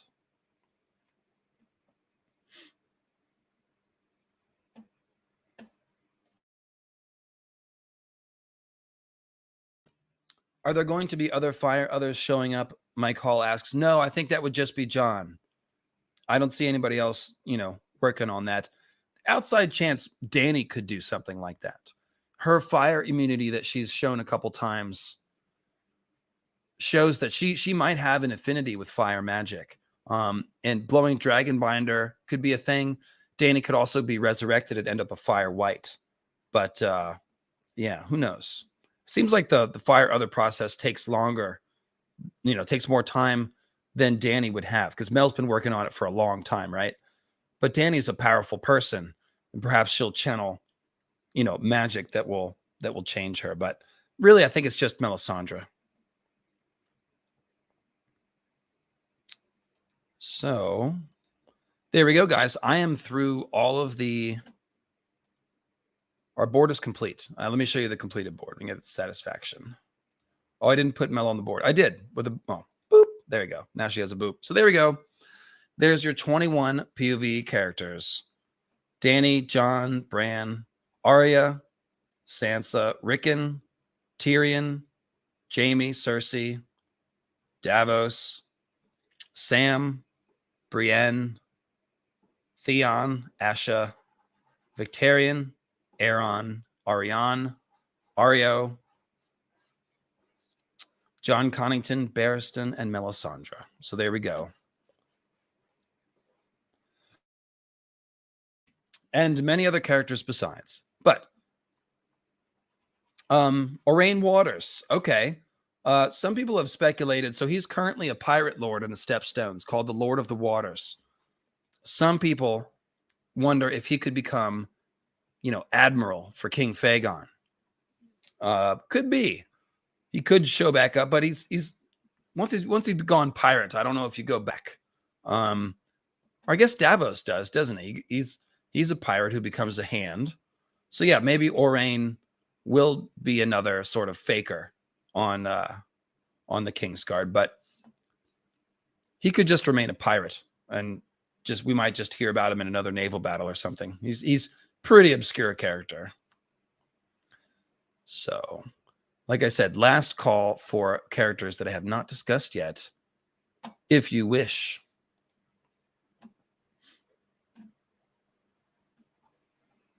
Yeah, Orain Waters, Master of the Waters. That's what would be called, yeah. Patchface. So I think Patchface will have a role with the whole Shireen thing. I think he would try to save Shireen as opposed to having something to do with her death. He actually loves Shireen, I believe. So he may end up on the pyre trying to save her, or killed by the wildlings if they're the ones trying to kill Shireen.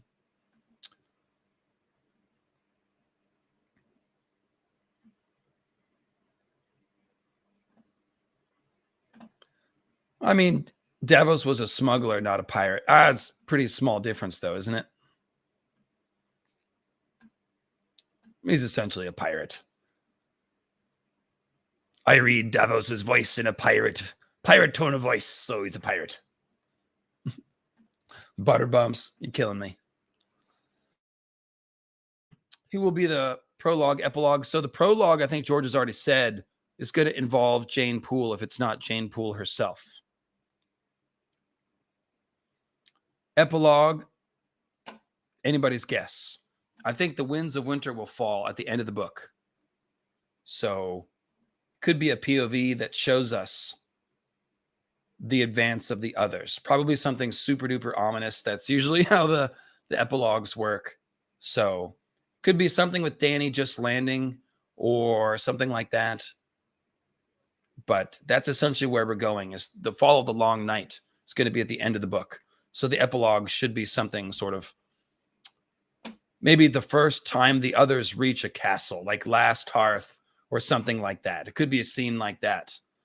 The first scene beyond, because wasn't that kind of effective on the TV show when we saw that at Last Hearth, the first time the others have made it past the wall and we see a castle and people just get swallowed. We see how hard it is to fight the whites. So that would make a good epilogue, I think. All right, folks, I'm going to go ahead and wrap it up. We're at 2 hours and 40 minutes, so it's been a great stream. Thank you very much. Thanks for those of you watching on the replay. Make sure, again, you're subscribed.